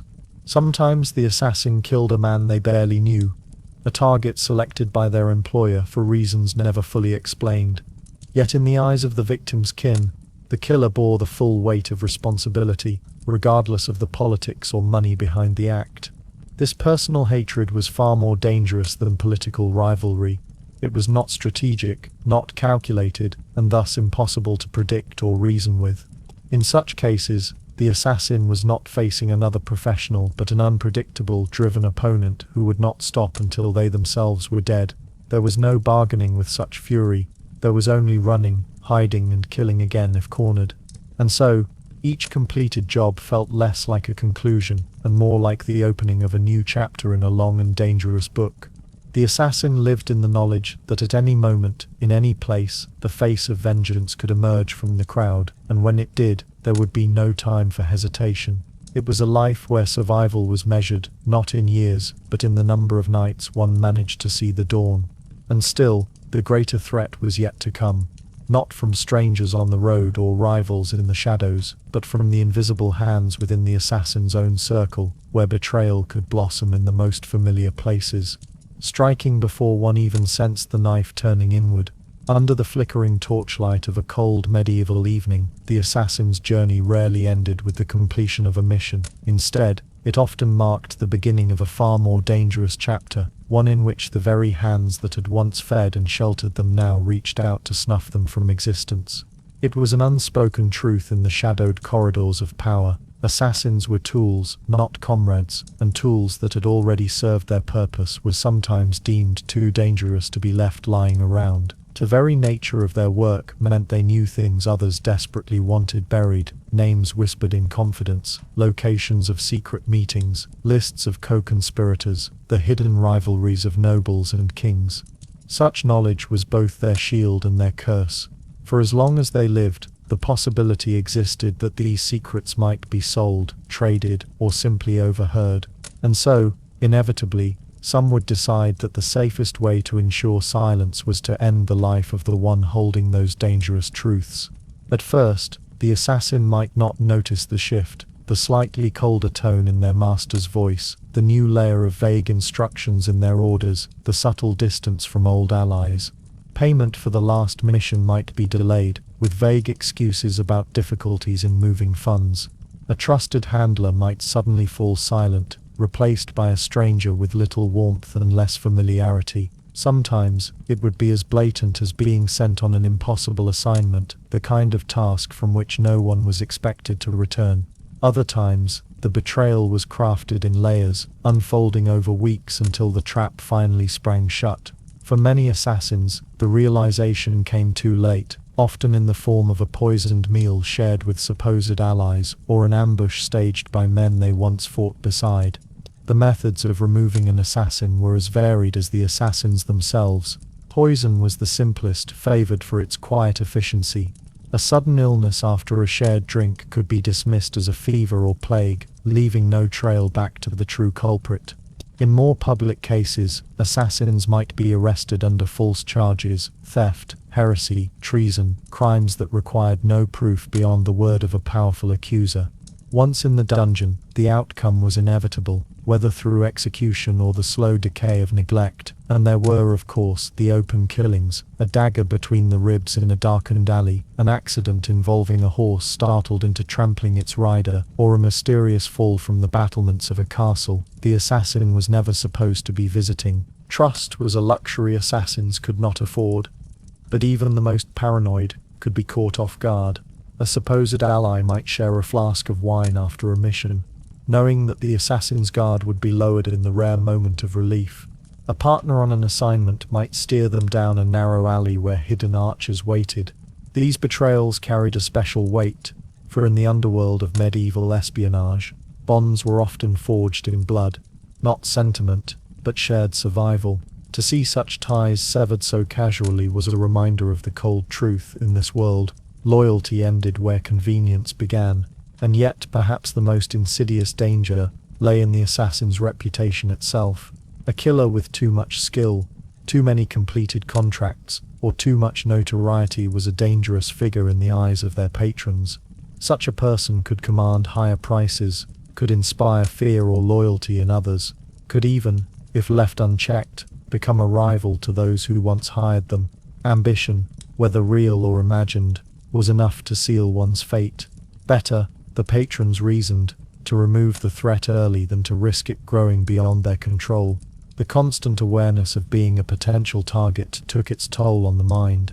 Assassins who had survived enough years in the trade learned to eat sparingly at other people's tables, to watch their drinks closely, to never sleep in the same place 2 nights in a row. They would keep multiple bolt holes in different parts of a city, some no more than damp cellars or the attics of abandoned shops, each stocked with enough food and water for a hasty retreat. They learned to read the subtleties of body language, the glance exchanged between 2 companions, the slight hesitation in a handshake, the too casual remark about where they might be going next. Living like this was not simply a matter of skill but of constant vigilance, and it wore even the hardest minds down over time. Some assassins tried to escape the life altogether, seeking refuge in distant lands where their names meant nothing, and their pasts could be buried under the anonymity of a new trade. But even then, danger followed like a shadow. The reach of political factions could be astonishingly long, and there was no guarantee that someone somewhere wasn't still holding a grudge or carrying out an order given years before. Others tried to buy their safety, trading information for sanctuary with rival lords or offering their skills in exchange for protection. Yet these bargains were rarely permanent. for a man or woman who had killed once for hire could always be asked, or forced, to do so again. The cruel irony of the poisoned chalice was that the very traits that kept an assassin alive in their trade, skill, secrecy, resourcefulness, also marked them as too dangerous to leave alive afterward. It was not enough to succeed in the mission. One had to survive the aftermath, to fade into the world like smoke on the wind, unseen and unremembered.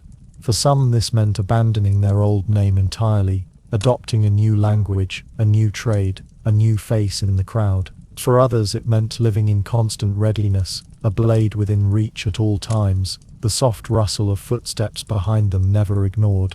The medieval assassin's life was thus not a straight path, but a narrowing corridor, each step forward bringing them closer to the point where there was no room left to move, no safe place left to turn. And when that final moment came, it was rarely a grand confrontation or an epic duel. More often, it was quiet, a whisper in the dark, a faint bitter taste on the tongue, the sound of boots on stone coming closer, and the sickening knowledge that this time there would be no escape, and escape was always the fantasy that kept them going, even as they came to understand that running would never truly take them beyond the reach of vengeance. For in every tavern, every shadowed street, and every market crowd, there could be those who still sought to settle a blood debt. Under the heavy weight of the medieval night sky, where church bells tolled in their deep sonorous rhythm, and flickering candles cast uncertain halos in stone chapels, the assassin walked in a world that was never free from whispers of damnation.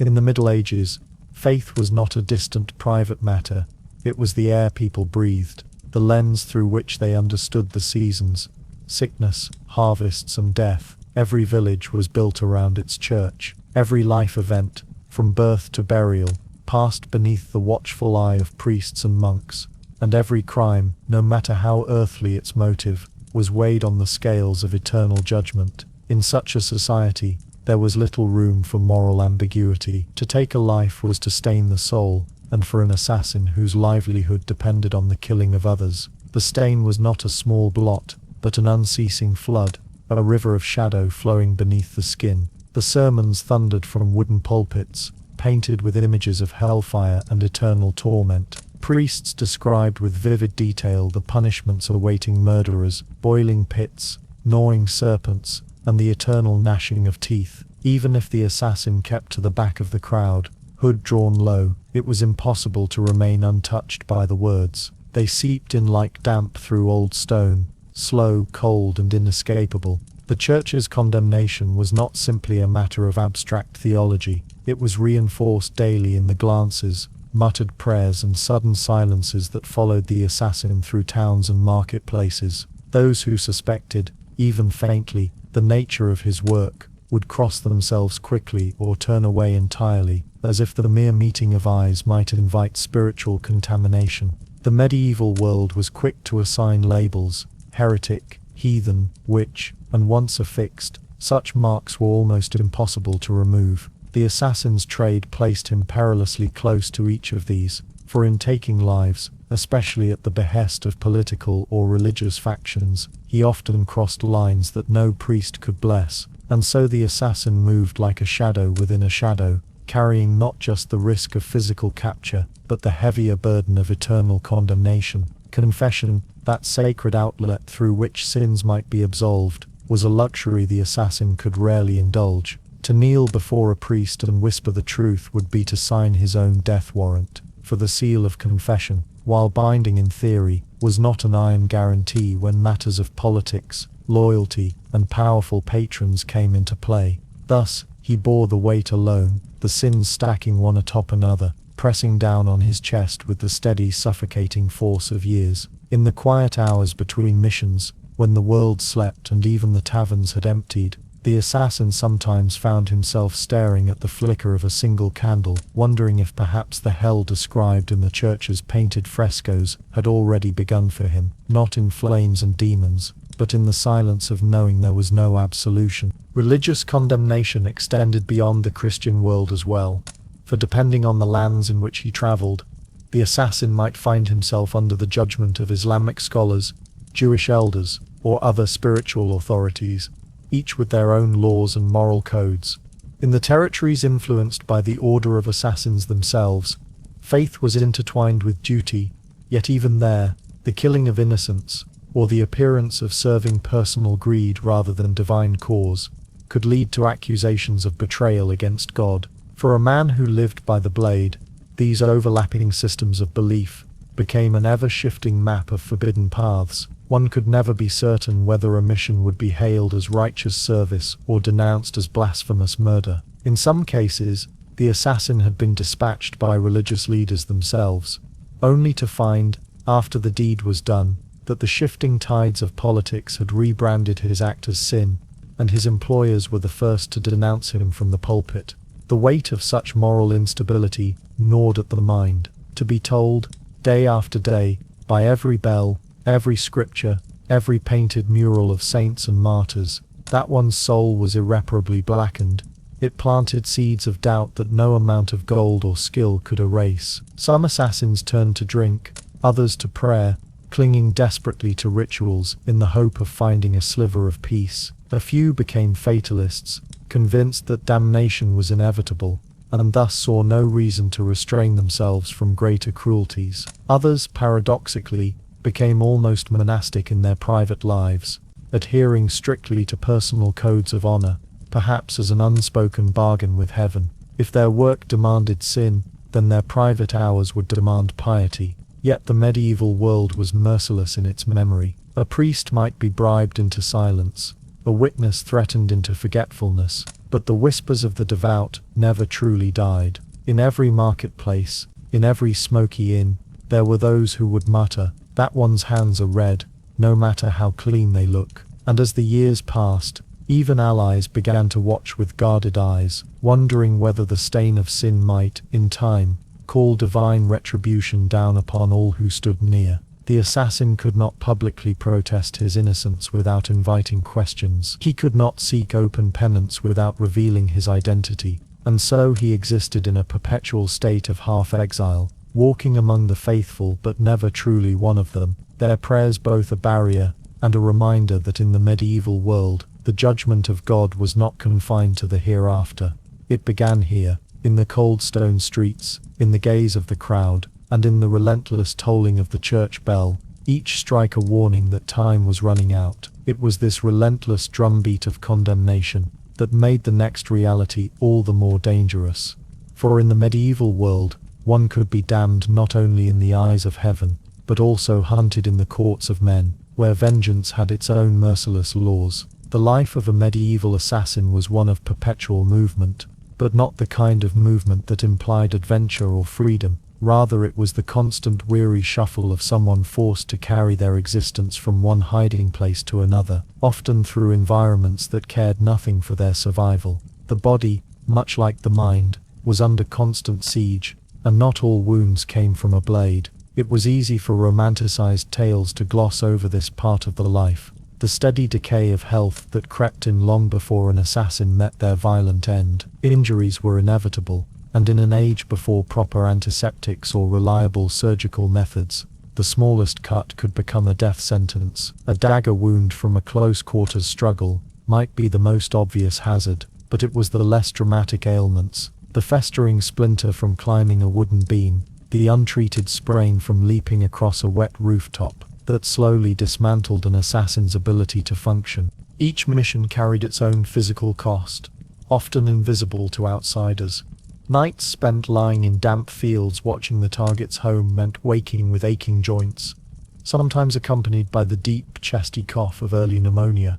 Even something as seemingly mundane as a blister from worn leather boots could, after days of marching without the chance to rest, split open and become a raw, infected wound.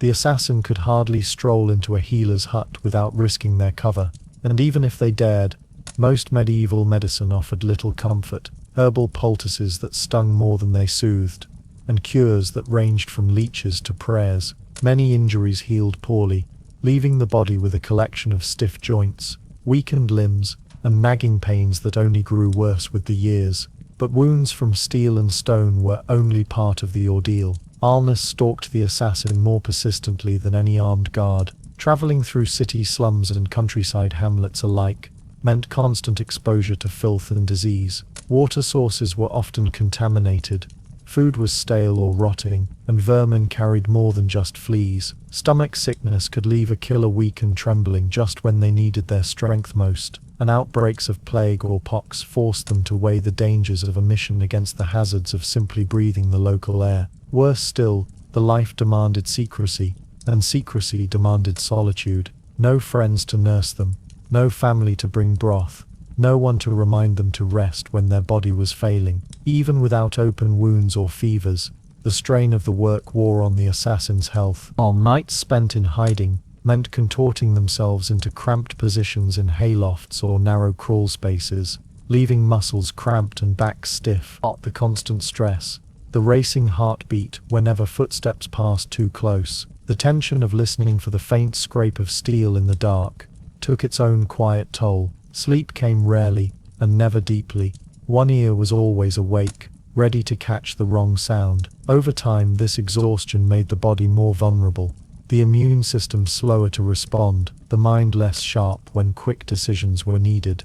There was also the matter of nutrition, or rather, the lack of it. Meals were whatever could be stolen, scavenged or afforded with meager coin. Bread went hard quickly, cheese turned sour, and meat, if they had it at all, was often salted past the point of taste. Malnutrition left its own marks: thin, brittle hair, pale skin, and a constant lethargy that made even walking feel heavier than it should. In winter, frostbite claimed toes and fingers in slow, agonizing bites. In summer, heat exhaustion brought dizziness and blackouts. To survive each mission was a small miracle, but survival did not mean they escaped unscathed. And yet, for all these physical costs, the assassin could rarely stop moving long enough to heal. Each wound, each fever, each creeping ache was carried forward into the next mission, layered upon the old injuries like sediments settling at the bottom of a river. There was no retirement plan, no slow winding down of work, only the choice between continuing despite the pain, or ending the path entirely, often at the point of someone else's sword. Their bodies, battered by the elements, disease, and years of violent labor, became silent records of the life they led, though no one outside their hidden world would ever read them. The path forward from here was never toward comfort, but toward ever greater danger, for even as sickness and injury weakened them, there was no shortage of new threats to test what strength remained. It was one thing to escape a locked fortress, another entirely to escape the shadow of one's own name. In the medieval world, a reputation was a far heavier burden than any coin purse or blade, and for an assassin, it was a weight that followed them from the moment their deeds began to circulate in whispers. There were no printed newspapers, no public archives, yet information had a way of moving swifter than any rider on the King's Road. Tavern talk, merchant gossip, a stable boy's overheard conversation, these were the threads that wove an assassin's name into the fabric of local memory. And memory in that time was a stubborn living thing, able to cling to a person long after they had put away the tools of their trade. An assassin might imagine that after years of service, they could simply vanish, melt into a quiet village and live out their days as a farmer, a tradesman or a shepherd. The problem was that faces and stories had a way of becoming tied together. Maybe it was the scar across the jaw, the particular way they walked, or a rumor that spoke of a man who could slip unseen into any guarded hall. Even in a world without portraits, recognition could bloom suddenly and dangerously, sometimes years after the last blade had been drawn. All it took was a single pair of eyes, an innkeeper who remembered serving them ale the night before a noble's mysterious death, a soldier who once glimpsed them leaving a castle wall, and the fragile shell of their new identity began to crack. For many, the choice was not between retirement and work, but between work and exile. They learned to live behind new names, often changing them as often as they changed towns. A man might be Thomas the Carter in one city, then become Brother Henry in a monastery far away. A woman might claim to be a widow from a distant county, her true history swallowed in feigned grief. But lies required constant tending, and the past had a habit of creeping into the present at the worst possible moments. Too many questions about where they came from, too many silences when they should have had answers, and suspicion would begin to stir. Worse still, A reputation had value, not just as a warning to potential enemies, but as currency for those seeking power. Rival guilds, noble houses, or petty criminals might whisper a name into the right ears, not to harm the assassin directly, but to make them a target for others. A bounty could appear on their head without their knowledge, offered by some distant figure who believed old debts remained unpaid. Sometimes, the very people they had once served decided that their survival was inconvenient, a lingering risk to the secrecy of past operations. These were not the kind of patrons who simply let former tools walk away, and so many assassins found that there was no such thing as a clean exit. Even if they never touched a blade again, their history lived on in the minds of those who had seen or heard too much. A noble's son might grow into a man bent on revenge for his father's mysterious end. A merchant's guild might quietly suspect that the sudden collapse of a rival family's business had been arranged by unseen hands. In both cases, the assassin's name, or whatever name they had gone by at the time, would surface like a stone tossed into still water, the ripples spreading further than they could predict. Some tried to bury their past by burying themselves in places no one cared to look. Remote hamlets where even the church's reach was thin, or harsh borderlands where survival itself was a daily fight. There, they could hope to become just another hard-weathered face among the forgotten. But living so far from the centers of power came with its own dangers. Lawless lands attracted raiders, bandits, and desperate men who could smell weakness. If a fight came, the assassin might be forced to show skills too refined for an ordinary shepherd, and then the whispers would begin anew. Others attempted the opposite strategy, hiding in plain sight within crowded cities, where anonymity came not from distance but from being just one of thousands of unremarkable lives. But even here the past had teeth. A certain way of speaking, a foreign accent picked up during old missions, or an unusual knowledge of fortified architecture could betray more than intended. One overheard slip could undo years of carefully crafted obscurity.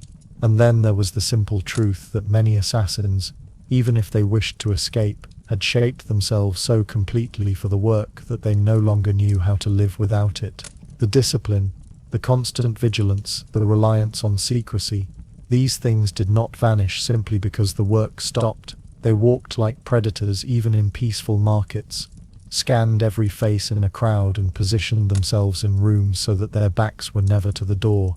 These habits, while protective, could also draw the wrong kind of attention. People noticed those who seemed always on guard.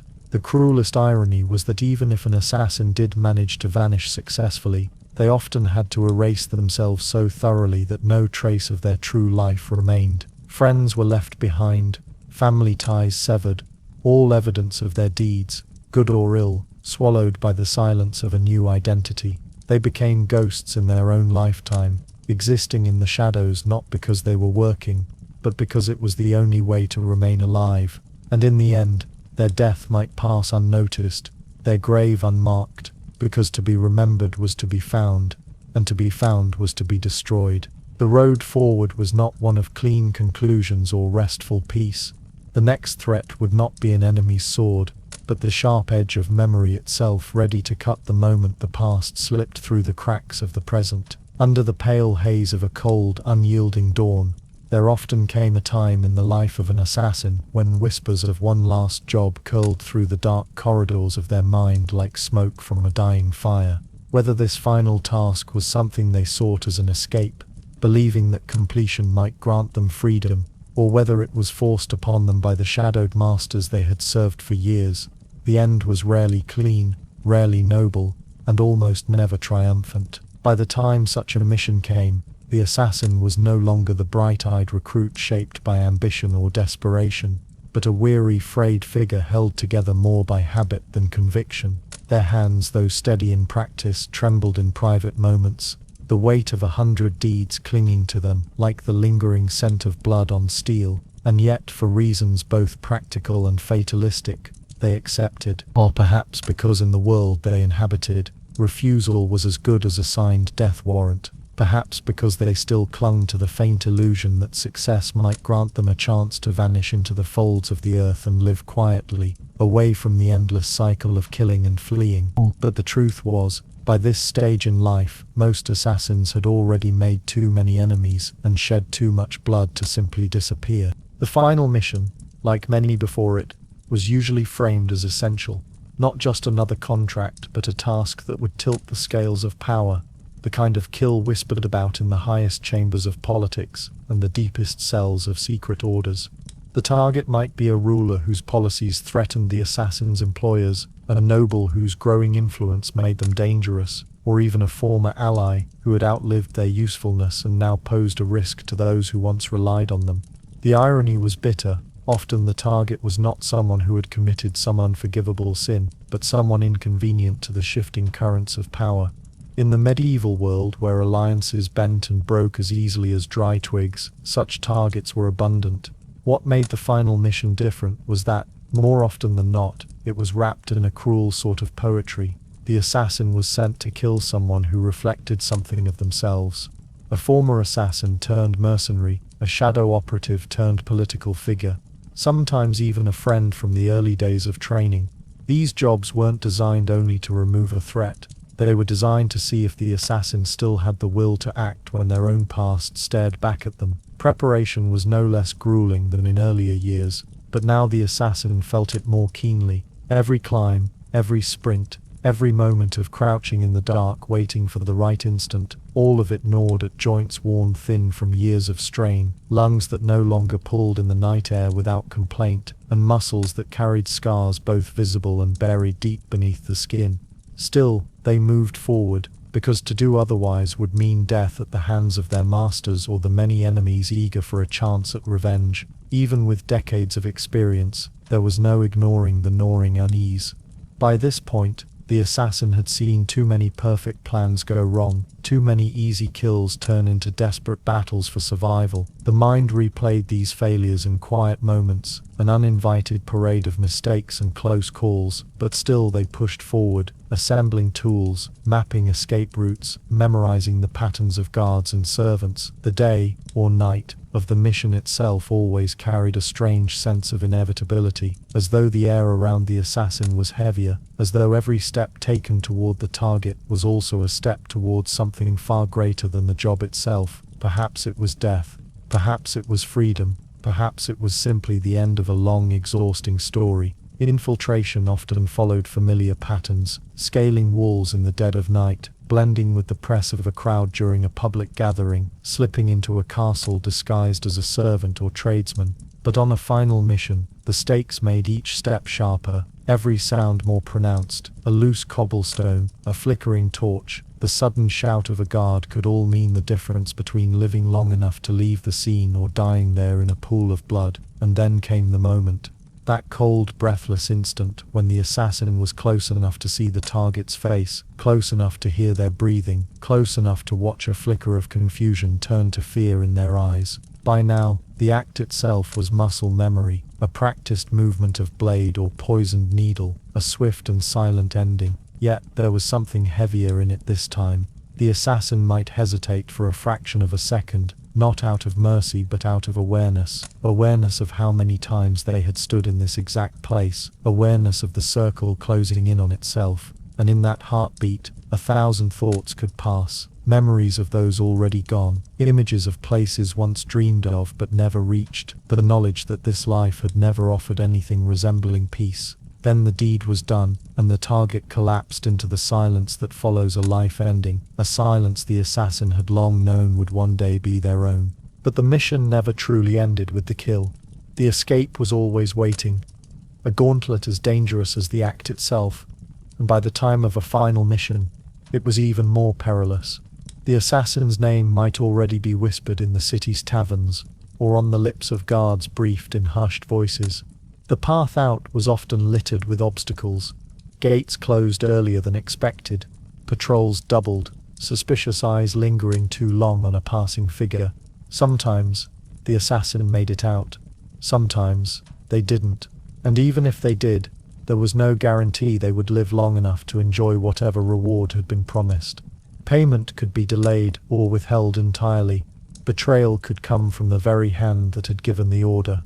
Or the assassin could find themselves hunted, not by one enemy, but by many. For those who survived, The end was rarely a clean retirement. Some vanished into the countryside, under false names, living as shepherds or fishermen, always watching the road for the approach of strangers. Others fled across borders into foreign lands, only to find their reputation had travelled faster than they could, and many never made it that far. They died on the road, in a nameless skirmish, or in the quiet corner of some cheap inn, their death marked by no one who knew their true story. The final mission was rarely final in any sense, other than mortality. For a medieval assassin, there was no grand farewell, no moment of glory, only the last flicker of a life spent in shadows, extinguished as swiftly as it had once snuffed out the lives of others. The truth was, whether the mission succeeded or failed, the assassin's story ended the same way, with the closing of a chapter that had been written in secrecy, soaked in blood, and carried out in a world that would remember neither the face nor the name of the one who had played their part. And from the moment the deed was done, whether they were walking away under the cloak of darkness or lying still in the mud, the assassin's place in the world was already being erased, as though they had never been there at all. Under the dim and flickering torchlight of a crumbling scriptorium, a monk would scratch away at vellum, his quill moving in slow, deliberate strokes, recording the events of his time with the solemn weight of someone who knew that truth itself was a dangerous thing. In such records, the existence of assassins was rarely acknowledged in clear, unambiguous terms. If their presence was mentioned at all, it was wrapped in euphemisms and veiled descriptions: a knife in the dark, a shadow between the altar and the throne, a death without witness. These were the lines that slipped quietly into chronicles, tucked between accounts of battles and the births and deaths of kings, as though the chronicler himself was afraid to give the full story shape. The assassin, whose life had been a swirl of urgency, fear, blood, and silence, would find that in death they were rendered even less substantial, their name erased as though they had never been. Even the most notorious of these killers could find their legacy altered beyond recognition. The chroniclers of the medieval world were not neutral observers. They were beholden to lords, bishops, and patrons, each with their own interest in shaping the memory of events. If an assassin's mission had favored the ruler in power, the act might be painted as divine justice, an enemy struck down by mysterious fortune, or the righteous hand of heaven. But if the killing had unsettled the balance of power, if it had shamed or weakened a ruler, the record would shift to condemn the deed as villainy, cowardice, or demonic influence. The assassin himself would become a faceless representation of sin, his existence condensed into an anecdote, a whisper of treachery meant to instruct the faithful or warn the ambitious. The reality of who he was, what he endured, or why he acted, would be swallowed whole by the tide of political necessity. This erasure was not accidental. In the medieval world, the written record was a tool of power, and to remove a man's name from it was to remove his claim on history. Assassins, by their very nature, were meant to be invisible in life, a necessary shadow that slipped in, struck, and vanished. But death demanded no different treatment. Even in the case of those who had been part of well-known orders, such as the Nizarius Malleus, the West would remember them only as assassins in the distorted sense, their individual stories lost beneath the weight of rumor and myth. Tales would be told of gardens filled with intoxicating herbs, of youths lured into service with visions of paradise, but these were more the fantasies of fearful enemies than the words of those who had lived and died in the trade. In truth, those real men, weary, scarred, and often desperate, were reduced to tools in the political games of the living, discarded when they had outlived their usefulness, and erased when their presence became inconvenient. In this way, the assassin's death was not only a physical end but a second killing, the murder of memory. A knight might fall in battle and be recorded for centuries afterward, his coat of arms painted in manuscripts, his deeds recited in song. A merchant might pass away and leave behind ledgers and contracts, his dealings marked in the accounts of the city. Even a humble peasant might have his name in a parish record, or a family line remembered through generations. But the assassin, who may have changed the course of a kingdom with a single stroke, would vanish into the blank spaces between lines of ink, his story untold, his bones left in an unmarked grave to those who once commanded him. This was a fitting end, A man who had lived in secrecy had no right to demand remembrance. For those few whose names did survive, it was rarely in a form they would have recognized. Chroniclers and poets alike shaped them into archetypes: villains without virtue, cowards who struck from behind, devils who walked in human form. Even in the cases where the assassin's act had arguably prevented greater bloodshed, no sympathy would be extended to him. His life's work would be defined by a single deed, stripped of context and humanity. It would not matter if he had acted to protect his homeland, to spare innocents from war, or to end the reign of a tyrant. The label assassin would blot out all shades of his character. The word itself, already steeped in centuries of suspicion and hatred, would ensure that his memory carried only the weight of fear. And yet, perhaps in the silence of history, there was a grim consistency to it all. The assassin had always lived on the margins, between light and dark, between known and unknown, between trust and betrayal. His work had never been meant for the applause of crowds, or the careful preservation of chroniclers. His existence was a transaction, a bargain with those who had the power to name him, or to forget him. In that sense, death brought only the fulfillment of what life had promised: anonymity. Still, there is an ache in imagining how many stories, how many tangled and human lives, vanished in this way, swallowed whole by the fear of naming them.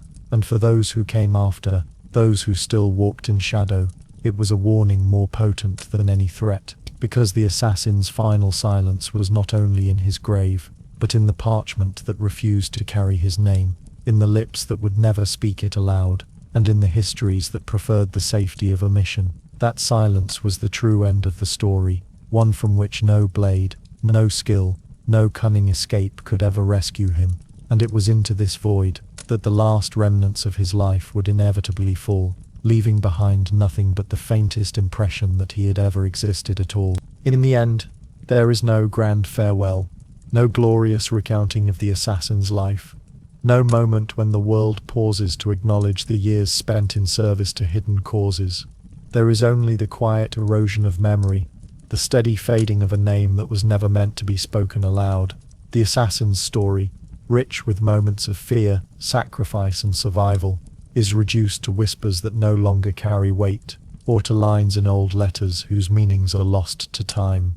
As the seasons turn and kingdoms shift, even the people who once relied on them have new faces to trust, new blades to wield in the shadows. The life that was lived so intently, with every step calculated and every breath measured, dissolves into the anonymity of the earth itself. The assassin's final years are often not spent in battle, but in stillness. If they are lucky enough to survive that long, they may find themselves in a distant village under a false name, surrounded by people who know nothing of their past, tending to simple tasks in hopes that monotony will dull the sharpness of memory. Yet the past clings stubbornly, like a shadow in the corner of the eye. Every loud noise draws a reflexive glance over the shoulder. Every stranger's gaze is weighed and measured, assessed for intent. Sleep remains shallow and restless, haunted by dreams of narrow alleyways and sudden movements. Even in this supposed peace, there is no true escape, for the mind has been shaped by a lifetime of suspicion, and habits forged in fear are not easily set aside. The assassin might try to speak to no one of what they have done, but silence is not the same as forgetting. The faces of the fallen come unbidden, the wide-eyed shock, the collapsing form, the breath drawn for the last time. Sometimes these visions are tinged with regret, sometimes with the numb acceptance that each one was only a step in a long chain of necessity. But over time, the weight of all those faces, strangers and sometimes acquaintances, presses down like a slow grinding stone. No coin earned, no debt paid, no mission completed ever lightens the load. In the world outside their quiet exile, rulers rise and fall, cities burn and are rebuilt, treaties are signed and broken. None of these events require the assassin's hand anymore. Younger, swifter blades have taken their place. The very people who once gave the orders might have met their own ends at other blades, or may still live, having long since forgotten the one who once served them. In such a world, the assassin's past is not just hidden, it is irrelevant. To most, they never existed at all. Occasionally, a rumor will surface, A traveler passing through might tell a tale of a nameless killer from years past, someone whose deeds were whispered about in the courts of kings and the halls of power. The old assassin may listen without reaction, knowing that the details will be wrong, the names confused, the truth buried under layers of exaggeration or disdain. Perhaps their own role in those events has been given to someone else entirely, or perhaps the teller will claim it was all a fabrication, a legend meant to frighten children. In that moment, the assassin realizes that their life's work, the years of discipline, fear and sacrifice, has no place in the memory of the world except as an unreliable story. This is the curse of their profession, to have shaped history in ways few will ever know, yet to vanish from history's pages entirely. In another age, warriors might have been celebrated in song, generals carved into stone, kings immortalized in painted halls, but assassins receive no monuments, no odes. Their reward is silence, their legacy an absence. When death finally comes to them, whether quietly in their sleep or suddenly in some forgotten alley, it arrives without ceremony. No one writes their name, for there is no name to write. No one marks their grave, for there is no grave to mark. They dissolve into the soil, becoming nothing more than a shadow that was once cast and is now gone. In the years that follow, the few people who might have known the truth will also vanish, one by one. The world will turn again, and the shadow will be forgotten entirely. And yet, in the faintest corners of certain cities, in the unlit spaces between candlelight and dark, there will remain a sensation, felt, not seen, that someone once moved there with purpose, that an unseen hand once touched the course of history. It will be nothing more than a whisper in the air, a prickle along the spine of a passerby, gone before they can give it thought. That will be all that remains of the assassin's existence. And so, the assassin's life closes not with a final cry, but with the smallest of silences, the kind that goes unnoticed, absorbed by the hum of everyday life. It is the vanishing of a shadow at dusk, the disappearance of a ripple on still water. They lived in darkness, and in darkness they are gone. The world moves on, as it always has, as it always will. And so, dear listener, our long walk through the quiet corridors of a hidden life reaches its end. You have followed the assassin's shadow through streets slick with rain, across battlements beneath cold stars, into chambers where whispers were heavier than steel. You have seen the weight they carried, the faces that haunted them, the price they paid for every step taken in silence. And now, like the assassin themselves, we must let go. Their story fades, not because it was unworthy, but because that is the nature of such lives. They are meant to vanish, to leave no trace but the faint sense that they were here. As you close your eyes tonight, imagine that shadow stepping away, merging with the darkness beyond your reach. There is no farewell, no lingering presence, only the quiet comfort that they are gone, and the world continues, steady as the turning of the earth. Rest now, for the tale is over, and the shadow has been forgotten.